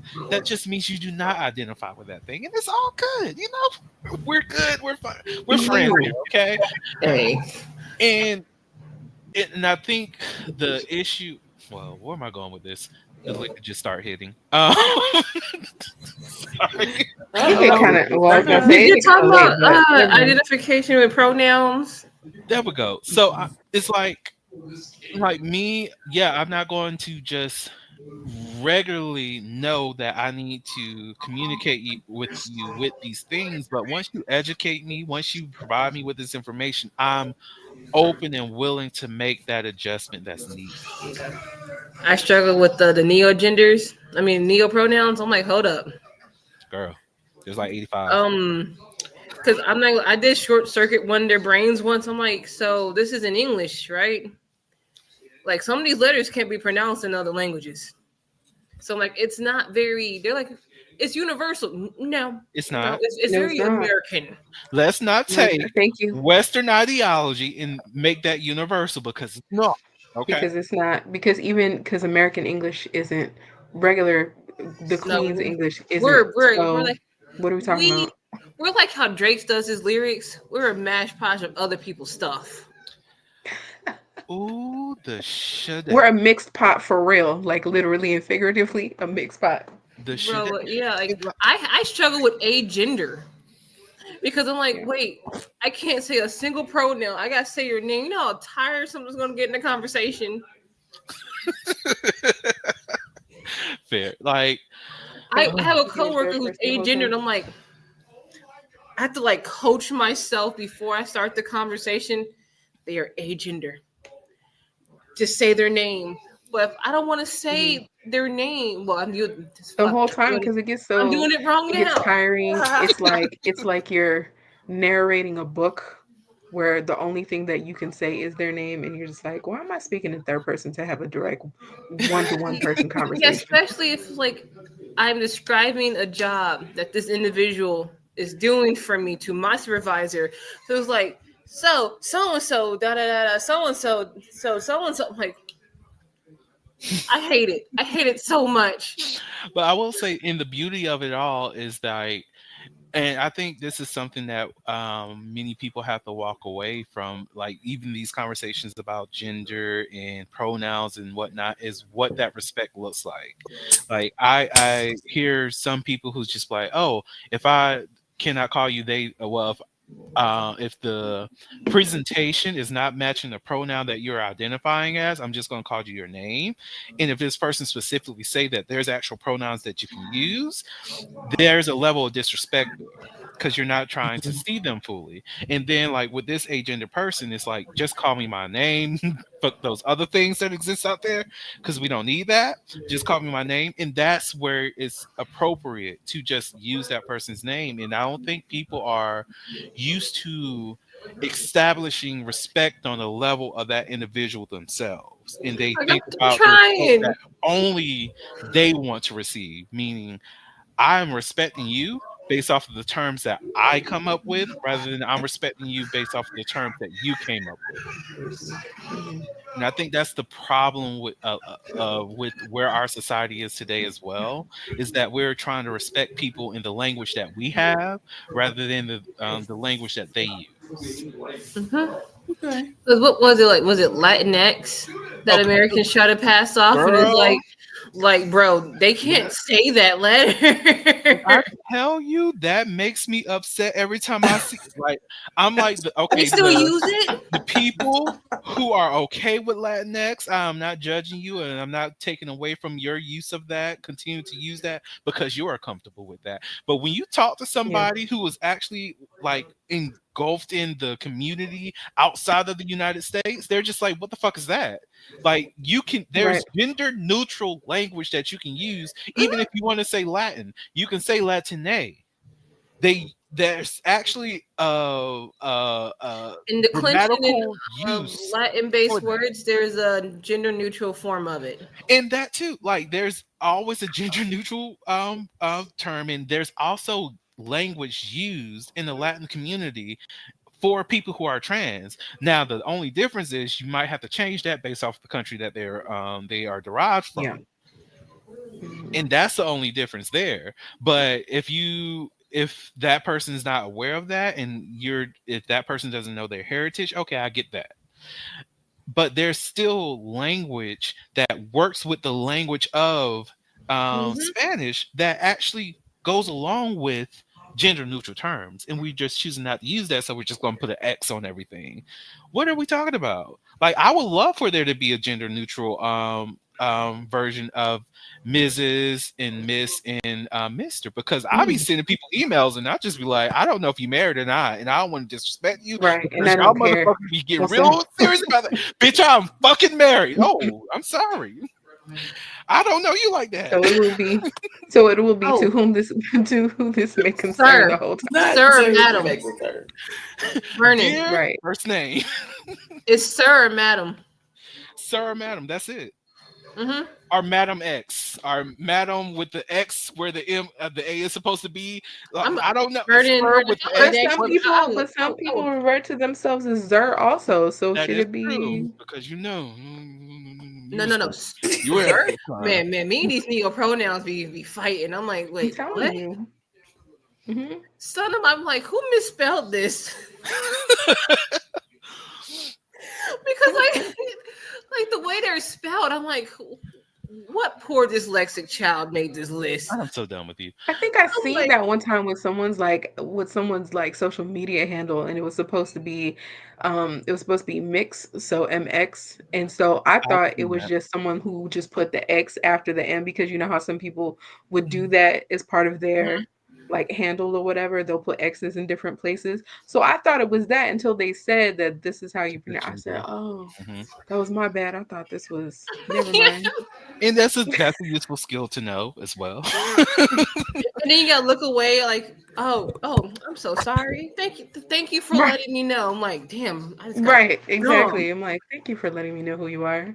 Yeah, like the English language is very gender based, most definitely, when Mhm. it comes to the titles that we provide to other people.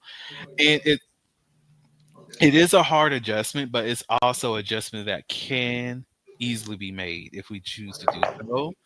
And it's just having the foresight, one, the ability to hold yourself accountable, apologize for when you make mistakes, but also with acknowledging that okay, there's a difference in how I approach these things.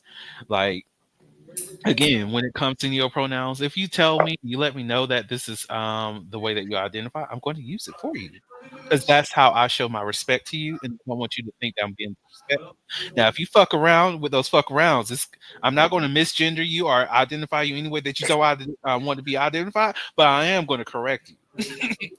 And I don't want you to think that correction is coming out of any kind of transphobia, homophobia, whatever kind of phobia you're going to come up with. No, this is based off of your actions, and we can talk about that. All right, you Or it could be gender neutral when I cuss your ass out because bitch and motherfucker works for everybody. and it does Exactly. as a gender neutral term.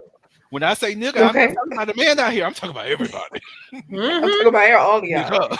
Everybody could be a Yeah. hoe.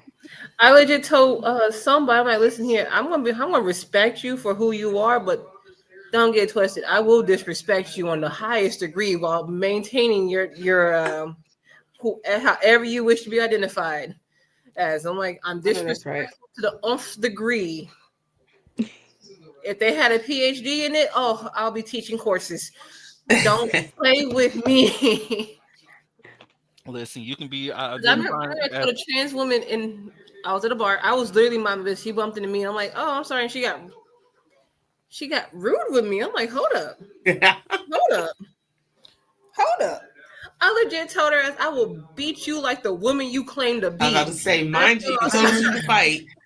Like, I don't care. Do you have hands? By all means, we can go run them outside real now. Right. Because I anybody can get them. And I told her partners next to her, I'm like, I fight men too. If you're talking to a person who will fight children and the elderly, you think I'm gonna fight you? She said, my hands are ready to eat for everybody. everybody. I work They're with kids respectful and of I all. work with everybody. So I'm like, my hands are ready to eat for everyone. If I fight kids and the elderly, what makes you think you are safe? Right. No one here is a Now, minority. Everybody is equal on this planet. Oh yeah, I hate everyone equally. there's some truth But about don't get fighting below kids. the dislike. If I don't like you, I'm very clear about that because I cannot afford to have you thinking we're friends and I run into you at the grocery store and I walk right past you. Right. No, I needed to know right away. I don't like you. Don't talk to me if we're out. If we're at work, I'll be civil. Outside of work, And I think paper means more to me that's than a you. conversation that needs to be happening a lot more because people be thinking just because I say, hey, we're friends. No, my mama raised me right. So having basic You can't be courtesy, calling everybody your friend. Courteous. Yeah. That's all it is. My mama raised me right, and she's told me that I need to make sure I address everybody that's in the room, and I'm saying hey to everybody. Now, basic decency. if you want to know whether or not I really like you, ask me because I don't have a problem telling you. Please, Never did. Till please you're ask friends. me before you just start assuming stuff. Don't assume we're friends. Do not. Do not. Because if you're gonna I'm get your feelings hurt at Kroger. look, if I'm you like, do I not don't know you. have my phone number, we are not friends. I don't know That you. part. If I am We don't not know her. actually ready to text you, have a phone conversation with you, mm-mm. You have So my phone number for work purposes only. If it's not about work, why the fuck are you calling me? we ain't friends. Don't call me up online. Look, Stop her running my minutes up. Despite we not being in the air, we got to pay for Run minutes my no more. minutes. look, bleep, bleep, bleep, bleep, bleep. I'm Vernon. Tyrone just left me, bitch. That's something that you gotta deal with. Why are you calling me? You knew Tyrone was shit. Like, Right. why are we talking about this? You need to I'm like, talk my to your office therapist, hours talk to are. your friend, talk to our Not my office supervisor hours. because we're And post on Reddit. Who's on Reddit? I legit You'll told have my all kind of sister that responses. once. I'm like, girl, every time I talk to you, talking about the same fuck shit with this ain't shit nigga.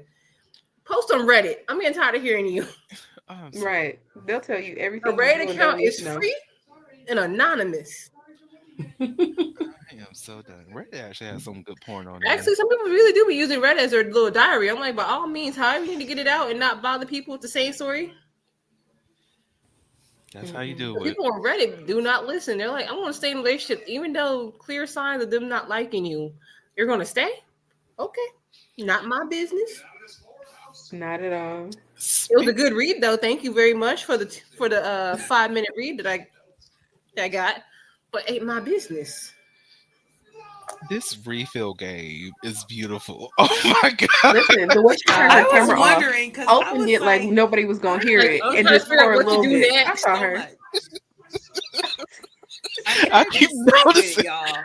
Like, I'm I like, keep okay, Shane said, now "Check the I'm bar." convinced, like, when they use the cups on Love Island and Love is Blind where you can't see through them, I need that because you're clocking what I'm putting in my cup. And I feel like it was like this at the start of the show. This is just where Like it's these at. are It all was. recipes on the You a slow wall. sipper, Kristen. I don't even know. Like, do you feel any of the wine that you drank? Because it's like you just didn't drink any at all. So, y'all want me to tell y'all a secret? Ooh, It's yeah. not even wine, it's actually IPAs. So, am I feeling it? Wait, what's IPA? Wait, is that the non-alcoholic stuff that is actually No, no, oh they're No, it's craft very beers. alcoholic. Usually Yeah. very, very, they have very high child? levels of What?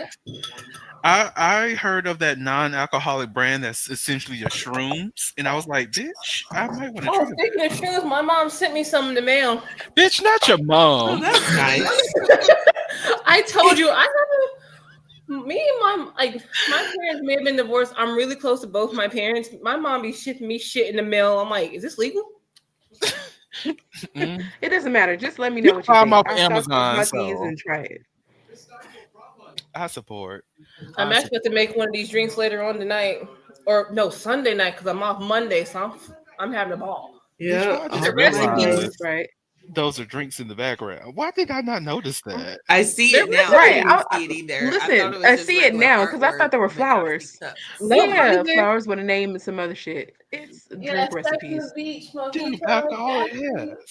It's Uh, the librarian with drink recipes on the wall for me. I love you it. know who I deal I with love all it. day? These niggas. I love it. Man, I work with. I She work in said, "You East don't see making the East. stocked bar behind me? This is my office." I wish, but no. Like, what is it? My mom came back from a cruise from the Caribbeans and mailed this bitch to me. Was that the white Hennessy? I can't really. Yes. Yeah. Yeah, I'm that's a not even good sure if I'm one. ever going to Oh, open this. well, that it burns. That shit burns. Hey, Vernon, I got something for you whenever you visit. You remember these days? Ooh, girl, okay.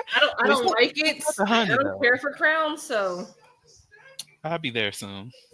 by all means. I mean, if you can help me clear out some of these liquor bottles, I've had some of these for some time.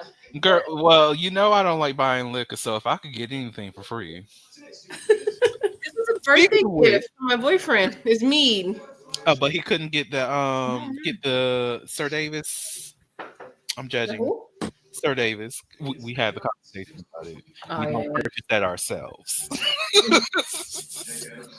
We find the gay friend, and that's still because we know they I have have. a couple gay friends. Hold up, I'm at the see Mike. Hold up. One's a furry. I'm like, I know you got. Come on, I know you got the money. Send the message, girl, because they got it.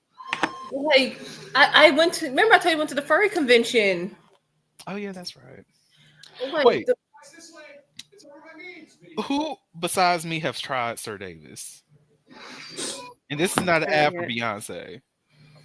Haven't yet. I wouldn't mind trying it, but I just not have Find your cared enough to gay look into it. friends. They got They them. got it. Okay, okay. I'm at the. No, you're talking Right. about this very specific gay friend, though. It's The not one every with gay friend. the one with the white boyfriend. Right. I was gonna say the scammer. Or the scammer girl. Can we talk about the scammer gay friend? Can we talk about the Wait. scammer gay friend? I love mine because I gotta check in with them and be like, all right, this is my Christmas list. I need to make sure I give everybody items. So Not when the you hitting up scam. look, when you hitting up Dick's Sporting Goods, I need these sizes of sweatsuits. Like, don't play me. What Give me gift Yeah. five. card you Listen, by have all that I means, can get use how right you get it. now? Because most of my edibles come from my disabled cousin going to Michigan, my mama's money to buy me my mama some edibles, and then my mama mailed them to me. Yes, I got that. How you get it? I get By it. all means, I will milk my disabled cousin until that bitch dies. And when she finally passes, I'm gonna be pissed because I'm like, damn, I can't get the good shit no more. You are my resource, man. But I get I'm it. about to get another shit. Vernon, this is not the Is type this of illegal? What you about to say is illegal? no. Like there's an edible shit like ice cream cones. Oh no, I cannot do this. They're great. I believe it. Shit, I had a great time. I was legit putting shit together. I'm like, I am high as fuck. Why am I out here with the impact driver? I'm like, oh shit, I'm finally like a real lesbian. How? All right, don't get these lesbians up on this damn podcast. Let's be real. Oh, We all know the construction lesbian. Lesbians are We all know that one giving lesbian Butch. that literally can It's put giving anything Butch. together for no goddamn reason. It's giving Bob the Builder. Yes. It's giving statty. Right. It's giving statty. It's giving Like, statty. bitch, That's stud Come over, daddy. for those glance who at the don't know. instruction and put it together perfectly. Like, how? Wait a minute. The ones that can change your oil. Oh, They're the ones that U-Haul are advertising towards. bitch, the finances are always together. Always. Oh, so if there's a statty out there who just wants them a man, just for the play, just know I'm always available. For tax purposes. For listen, Tax we have Trump in purposes. office. If you need a husband, if you need a husband, if you would like to have a lavender relationship, hit Vernon up. You know. I'm here for all the statties. I'm here for all the statties. Okay, just letting My y'all know. mom has, of course, there's the classic rings, like the like peach rings. My mom sent me a lot of stuff. I don't even know what half of them do. I'm scared of some of them. I'm like, that looks painfully high. Your mama's crazy. I love it. My mom, I swear, my mom's a whole ass criminal. Vernon, you Well, were she raised the criminal, so huh? She raised the criminal. Oh, damn. you. I'm Do not we no need damn to criminal. talk about high school, Shay? Huh? Do we need to No. talk about high school, Shay? No. I did what in high school? Look, leave her Okay. alone. We're not gonna talk about high school, Shay. She made it Oh, out of high that. school Shane was breaking faces. I'll A criminal listen. That's because I'm a nerd. and a criminal. Like I was a whole scene kid in high school. Okay. I was in there. Are you from Macon? No, I'm from Tennessee. Oh, nobody. Oh, claims okay. that. I was a whole scene kid, one of like two black scene kids in the entire school. Yeah, I got my fair share of bullying. I broke a fair share of noses. I'm like, by all means, we can run this fade all day. Criminal. No, that's defending myself. I got bullied so kids can walk today. Where's the lie? I got bullied for liking rock music, dressing like the white kids, like an anime. Nah, playing video games. I got severely bullied and broke faces so these kids can enjoy it now. Because they are run. definitely enjoying it now. Oh, they I are just enjoying the it pain too. where you had that freedom. All the blurs, I was bullied severely so they can be proud and happy about it. Now I'll still crack a face over Spider-Man and Sailor Moon. Watch me. Okay, I don't know about Spider-Man, but I get you on Sailor Moon. Sailor Moon, yeah. The reason why I like Sailor Moon can do Spider-Man it. so much, he was a regular kid with the same net worth as me. Bitch, I'm done. I'm getting off. The representation. Shane But said the It representation. matters, right? It matters. I'm like, Taking us finally, all the way back to Peter the Parker first was question. Yes, it born. matters. Peter Parker was struggling Right. out here. Right, living with his auntie and just Working trying to 2 do jobs things to pay and be a rent. different I'm like- kid. Right. So, well, since we here and we talking about comic books and everything, and we all know Vernon loves to slander Batman. Are we going to have this conversation today, or am I in a safe space to slander that motherfucker and all the wrong Vernon, that he you know has you done? safe for me. You Batman? How did we get here? What Listen, did Batman do? Here. This All rich you heard was comic, motherfucker, and then all it just that came motherfucker out had was to privilege. Batman. What did we? That motherfucker had all the privilege. Batman voted for Trump this year. Fuck that nigga. I knew it. I knew that. Batman said, I see the opportunity. I see the space for motherfuckers to act up. Put that nigga Trump up in there. Let me beat some more asses while they get on these damn streets and steal some shit. That's what Batman did. Okay. Fuck him. That's a whole new perspective. I don't think I've ever went that deep with Listen, Fuck that Batman. rich But hoe now that I Batman. know, ever. Batman is a Damn. billionaire and he is part of that 1%. Hell, he might be part of the 0.5%. Like, Listen, his entire costume was bought and paid for. mm. We got Green. We got all these other motherfuckers who got their. Man, listen, Batman Green. is really the only motherfucker I know who can steal so many white kids and not get in trouble. Ooh. Not you talking about the entire. He only ever adopted one officially, and then one is his biological son. Everyone else is rolled up. He's like, "You're coming with me now." About the Bat Crew, bitch. And the only one that called him out on that shit was Jason Todd, and they killed his ass for it. mm. And this is why I support Joker. Bro, Fuck it all up. that's a wild take. Fuck it all up. Okay, I'm like, you Joker would called love him out on his the shit. storyline where the Joker actually finds out that Bruce Wayne is Batman, steals a good chunk of that money, As he should. and then uses that money to terrorize Gotham. As he should. Because this motherfucker is already terrible. Where does the weapons come from? Who is developing the weapons that are inflicted on the people of Gotham? What's his name? Bruce Wayne. Elon Musk. Well, that too. Elon Musk would be like what, Lex Luthor or something? Do not give him that Lex much strength Luthor? because he is not that smart. Fair That's enough. true. Okay. Okay, I'm not gonna lie. Lex Luthor spending like multi-million dollars just to Listen. fuck with Superman about running for president was still one of the best flexes of my life. Lex Luthor is He's like, I actually spent Bezos. Is what? Thanos?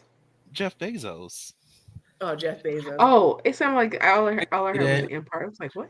The reason why, because when those that the rumors of the news came out and this motherfucker was just like release it, I was like, that's some nigga shit right there. I respect you, Jeff Bezos, for that shit. Release the news? Okay. Please do. Because I want to see now. You know what? Jeff Bezos been the quietest billionaire I've heard in a while. Oh, he's still acting up. Mm-hmm. That Like bitch acting up. it's in He's silence. quiet. That's why Mhm. he's Lex. Because nobody knew what the fuck Lex Luthor was doing. The only person who knew what Lex Luthor was doing was Superman. And that was because they were fighting each other. Also, because- Y'all are above me right now, okay? Who is Superman with Clark Kent? I think he like Lois. Batman got a fire ass car, Trophy. and outside of that, I don't know, y'all. I don't know. I'm a I Green don't Lantern know. fan. Really? Well, actually, I'm a Blue Lantern fan. The people of hope, I love them. Green Lantern just like, you know what? I'm here. It's green. It's all good. Well, depending on the Green Lantern, some will run a fade and without even blinking. It's like, put them up. What was their thing? Is the Green Lantern courage or some shit like that? I don't know the fucking colors. You know I'm colorblind anyway. I ain't know there's a blue one. Fuck that. Go away. I know the orange one was evil. I think theirs was anxiety or fear. It's Anxiety.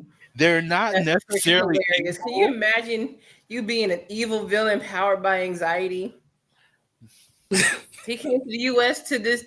like right now, he would be unstoppable. Girl, I might need to change my core. Like hope was strong, but anxiety will fuck motherfuckers up. Do I Ooh, need to Inside be Out Yellow 2? Lantern? Man, I've been so upset about being exposed like that. And I'm like, Is bro, that why you she have was- to. Is that why she was yellow? Yeah, anxiety is the small one with the oversized sweater and pants, looking like. Girl, she needed to just do a little swoop dupe on the hair a little bit because she was cute or whatever, but a little. But yes, so they added angst, anxiety, and one more. Inside Out 2 was actually a really good It movie. was really good. I'm ennui. Like, I'm so sad. I'm like, dang, why Bruce? No, nostalgia, bitch. Nostalgia gave me life. Not the That's old what deal with lady. nostalgia. It's like, Nostalgia had me feeling old. I'm like, damn. girl, no, not into the weddings and not into. I was like, damn, bitch. I'm in my 30s. Experience nostalgia. What you trying to tell me, bitch? Man, nostalgia Am I was old? dramatic, and I loved it. Oh god, have y'all seen Inside Out? The first one, I didn't watch the second Love one yet. Inside Yeah, Out. the second one is really good as well. Like it's actually a decent sequel, which is a rarity in a lot with a lot of movies. It's actually a very good sequel. Instead of keeping what's her name, Riley? Mm-hmm. Instead of keeping her the same age, she's actually slightly older, entering her teen years. So they introducing new emotions to coincide with her entering a different phase of life, and they handled it really well. Like I said, anxiety. I never felt so exposed in my life. Girl, I Mm. was listening to the I felt read exposed in the first one. that That too. You know what? You know what? Yeah, yeah, yeah, yeah. like I was I listening. think when it came out, I wasn't in a good space. I was just like, I just feel like, because I remember how the first one made me feel, and I was just like, I just feel with the second one, like it's just gonna expound on that, and I don't think I'm in a healthy place to deal with it right now. I No, don't no, feel I'm that's gonna be able to valid. deal I'm with in a it. healthy place now. No, valid. If I didn't have my anxiety under control right now, oh yeah, that would move with like, yep, click. I'm going to lay down real quick and be depressed. Sadness, do your thing, baby girl. And this Right. Like I was Take over. listening to the read, right, and they were talking about like IFS and like what the emotions represent and all this other stuff and the messages that you get from watching film. And one of the things that Crystal mentioned is that Riley is a secure. She has a secure background in terms of like emotional attachment and all that, and her lived experience. She has parents who care for her, who have these conversations, and they mention like what would it look what would be different for a child who doesn't have a secure relationship, and that just blew my mind because it's like, and I even think about her parents and who's at the helm in their little stations, and like mom is ran by her depression, and dad is ran by his anger, anger. and I'm just like, can we look into that a little bit? Can we Mm. explore those other people Hmm. who have experiences Hmm. that Yeah, their lead emotion is somebody that's different? Like yeah. somebody who has that trauma and what emotions look like for that person who has that trauma. And I was just like, ooh, Inside Out. Come I on, would also like to know like what years it set place in. Mm, They're not really clear like how like what year, because let's be real, if it sets place in like any time before like the 2000s, before like there was a big push for men to show their emotions, mm, even now we still fight to have men be accepted for showing emotions outside of anger. Like could that be a reason why like he can't express his emotions, so everything is bottled up until like it gets to that peak moment and he just explodes? Or could it be a symptom also of depression? mm. Depression isn't always sadness. Sometimes it manifests in other forms. So like it would be really cool to see like what's going on with the parents to see where they're coming from. Mm. That would be so good. And even if it was placed in today's society, just recognizing who will be at the helm of the what is that? The monitor or whatever the fuck it is, who will be at the helm in a lot of people's brains in this moment. Granted, I already know sadness will be like having a field day right now for a lot of people. Like, okay, so since we're here, let's go ahead and do the thing, right? But it's interesting, most definitely, because like for people who do not recognize their emotions and people who don't have those kind of conversations with themselves and watch that film, they can start to actually place those things where they need to be. Like how sadness does not have to just be a bad emotion for one, but how sadness can be connected to depression and like that embarrassment. The reason why, like in the second movie, embarrassment and sadness gets has this little kind of flirty relationship is because sometimes when we are embarrassed, we are sad. Mhm. It's like a leading Mhm. emotion to that. So it's like, yeah, it will be fast. I'm just excited to see the next step of Riley and her journey, or just her emotions and how those develop a lot further as the series, develops and whatnot. I'm so looking forward to what I DreamWorks has in store for us. Like, it low snatch my key win, Disney, snatch it. like it low key's touched on something that a lot of people don't talk about. Cause Joy was like, she has to be happy. She has to be happy. Sadness, go back to your corner kind of deal. Mm, It was low key touching on toxic positivity. that Mm. Stuff like that push, like why are you sad? You have no reason to be sad. Riley, the main character, like she moved from everything she knew. Even as an adult, like we may not, like we know what to expect because we planned it. That's what we wanted to do. But we still have that anxiety that follows us. Like, what if it doesn't work out? What if X, Y, Z? But with the child, it's the anxiety and the unknown. They don't know why we're moving. They just get like a brief explanation, like mom or dad got a new job. I think in this case, Riley's dad got a new job. So they had to move to a completely different state. She doesn't know anything about this. The Midwest, and they moved to California, completely different in culture.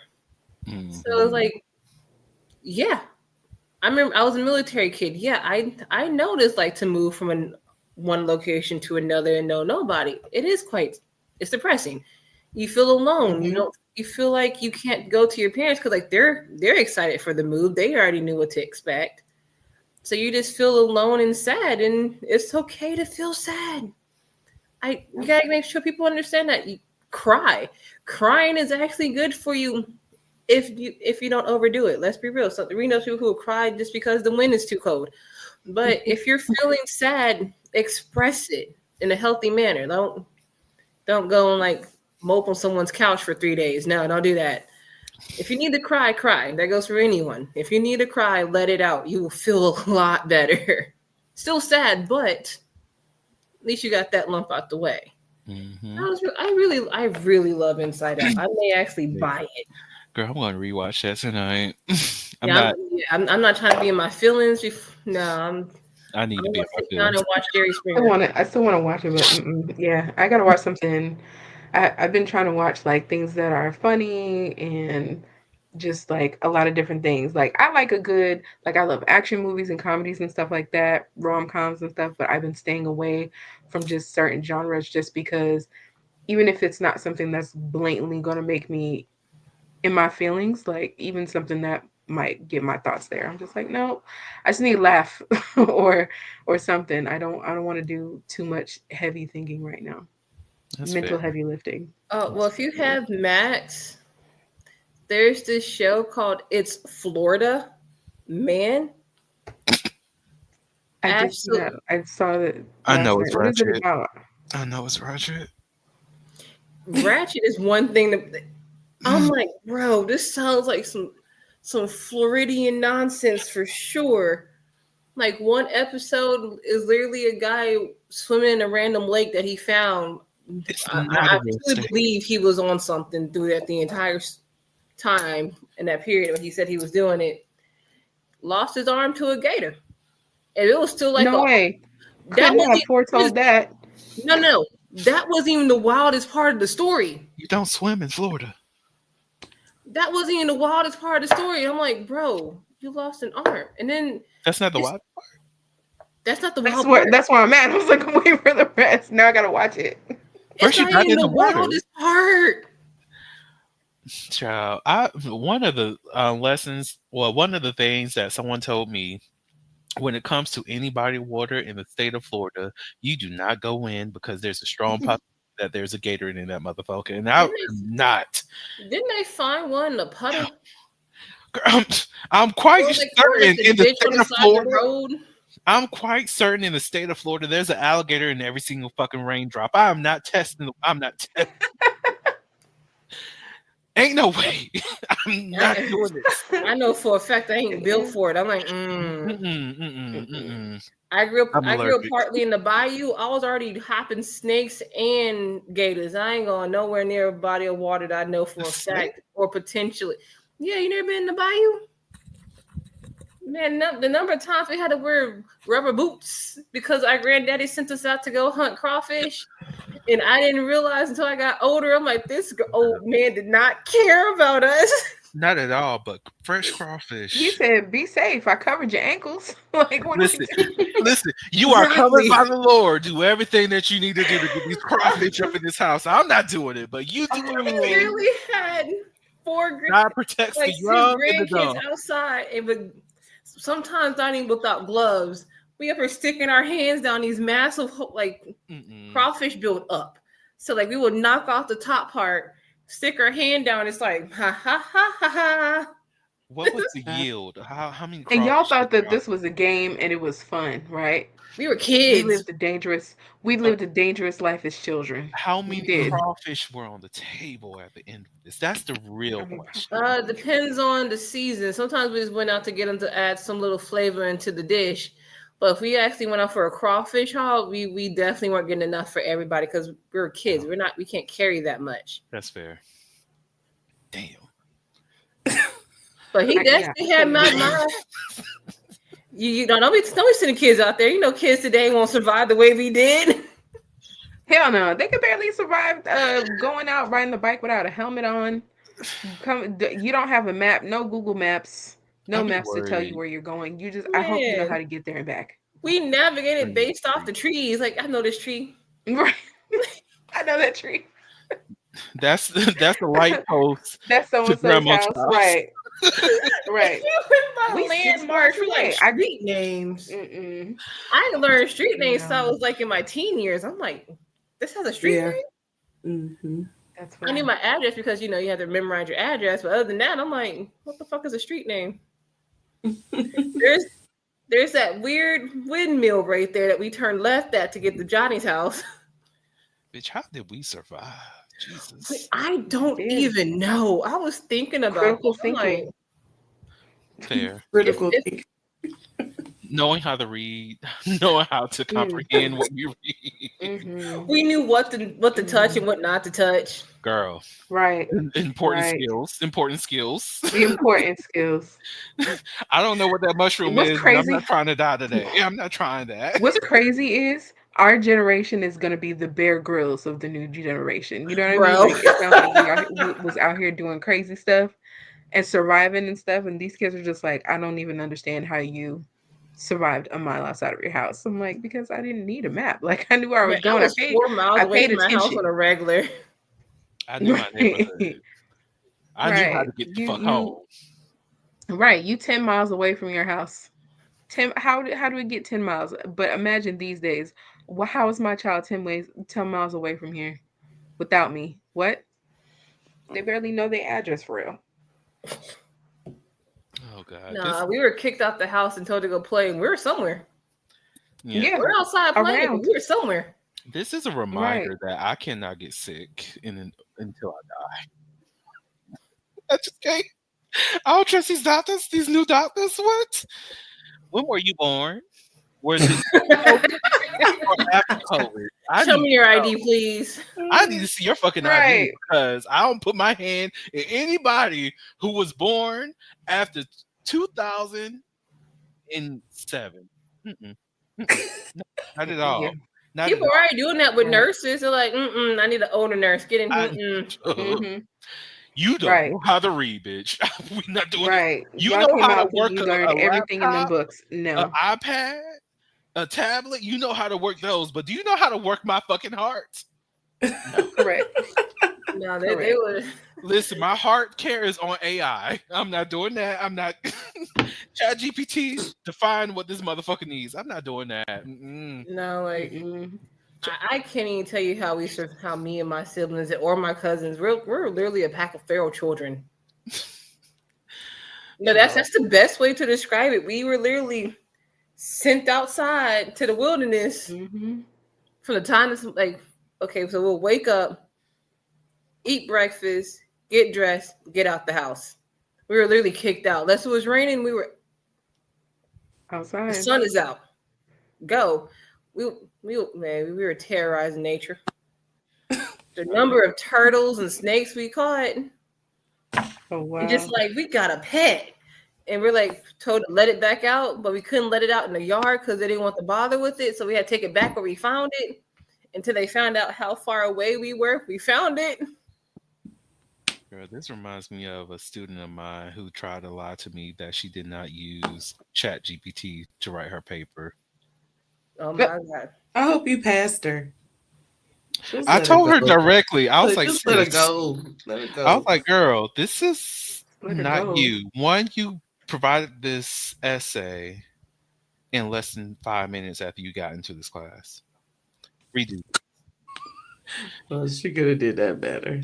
Right. And then She could have at least waited 2 days.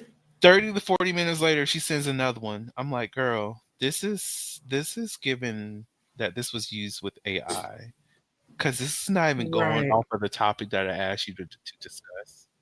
Mm-hmm. Redo this. In her response, I wrote that. I was like, oh, well, if you wrote this, well, I'm glad to hear that you wrote this. So let me go ahead and make sure you're in the right class. And I teach the under level and the upper level, right? This was the under level. Let me make sure you're in the right class. Send the message over. What's her test results? Let me know. They sent back, well, based Hmm. off of her test results, this is what class she's supposed to be in.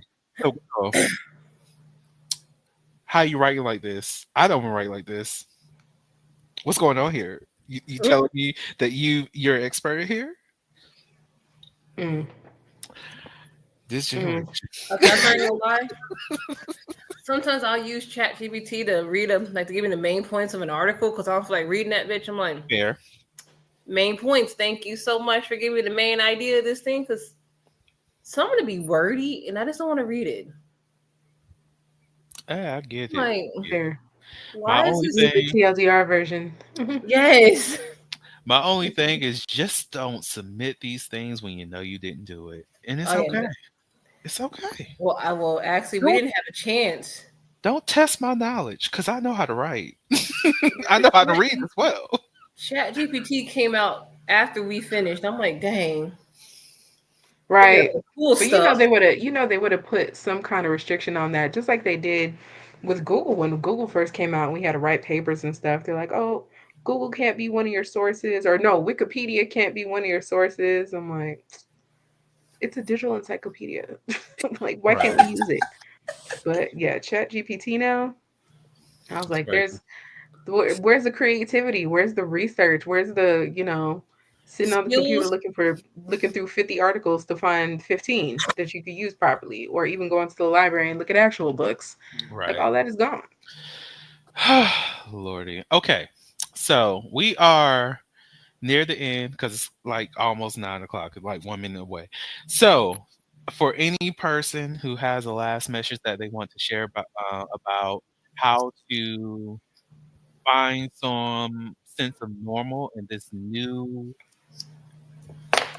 information that is after this election, what information would you like to share to them about how they can um, find normality, how they can find some kind of balance for themselves, or even any kind of self care tip that you would like to share for them. And after that, I will close this out. So, whoever wants to start first, feel free to share. I'll go in Um, order. Look, just give yourself grace.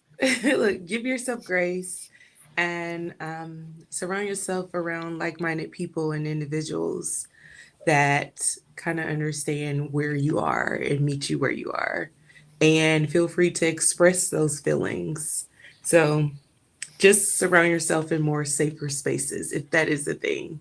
But make sure you're very vocal about how you're feeling and connect with those people who not only are willing to listen, but have an idea of where you're coming from. Yes, yes.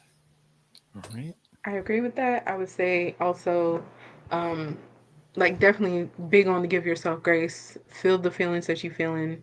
Um, Create new boundaries or readjust the boundaries that you had set in place before, and redefine them if you need to. Um, and don't feel don't feel pressured by anybody on either side or wherever to feel like you need to be at a certain place or you need to have something like this is really the time to really figure out what is necessary for you and what's going to help you with getting through the next day, the next year, 4 years, whatever. So, like, really take your time to consider what you truly need, what that looks like for you, for sure. Just like Kristen said, stay around like minded individuals, people who will allow you to feel your feelings and are safe spaces, someone who's going to hold space for you. And if you can hold space for other people, reciprocate that because this is definitely a time where we need a certain type of community within our community. So definitely look towards that. Talk to your therapist. If you're not in one, find something free for a while. If you need to um, do a lot more meditating or just sitting in silence or whatever, like try to not overstimulate yourself because we're trying to keep that fight or flight down as much as possible. Yeah. All right, I gotta follow behind these two. They listed everything so gracefully, so wonderfully. But yeah, definitely give yourself grace. Find people that you can connect with who understand what you're going through and who you are. Definitely uh, reaffirm or readdress your boundaries. That's going to be very important. Also, from my little tidbit, if it helps you, create a to-do list for every day. It doesn't have to be anything elaborate. It could literally just be get out of bed, brush your teeth, do laundry. You start off simple. Don't overwhelm yourself. Yeah, your little bit may seem like nothing to other people, but to you, it could be a major step towards recovery. So be patient with yourself. Don't measure your progress to someone else. Everyone else gets through everything differently. No matter how you start the race, you just finish it. So yeah, give yourself grace. Set something that you can stick to. Don't go over what you believe you can. Don't overestimate yourself, but also don't underestimate yourself. You're stronger than you think you are. You got this. We'll make it through. Yes, yes. Well, I'll say my final message before I close everything out is just focus on love. Let's try our best to separate ourselves from what hatred is and what dislike of others may be. Let's find a place where we can honor those people that we don't disagree with, that we do disagree with, and also be willing to set the boundaries that you need to protect your peace, to protect your identity, to protect the safety that you need for yourself because you deserve all the great things in life. And not everybody's going to be there to root for you, and accepting that and knowing the type of people who are going to be there for you. Create that community that is going to be here to support you when you're down as well as when you're up, and knowing who those people are.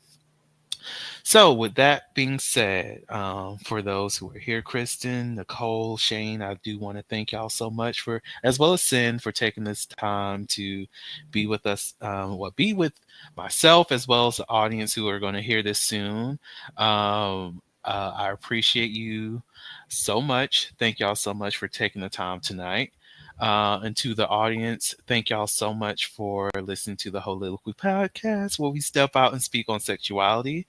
And for my message that I love to give to you all, just in case no one else told you this today, you are beautiful. You are worthy of happiness and joy. You are enough and then some. You may not live up to the expectations of others, but that is okay. You are only required to walk in your own shoes. May each day you live lead you towards abundance. And with that said, I love you all, and I will see you all next episode. Bye. Thank you for listening to the Soliloquy Podcast, where we step out and speak on sexuality. You can subscribe to the podcast through your favorite podcasting app and find us on the web at www.holiloquy.com. That's www.heauxliloquy.com. Share the podcast with your friends and join the conversation.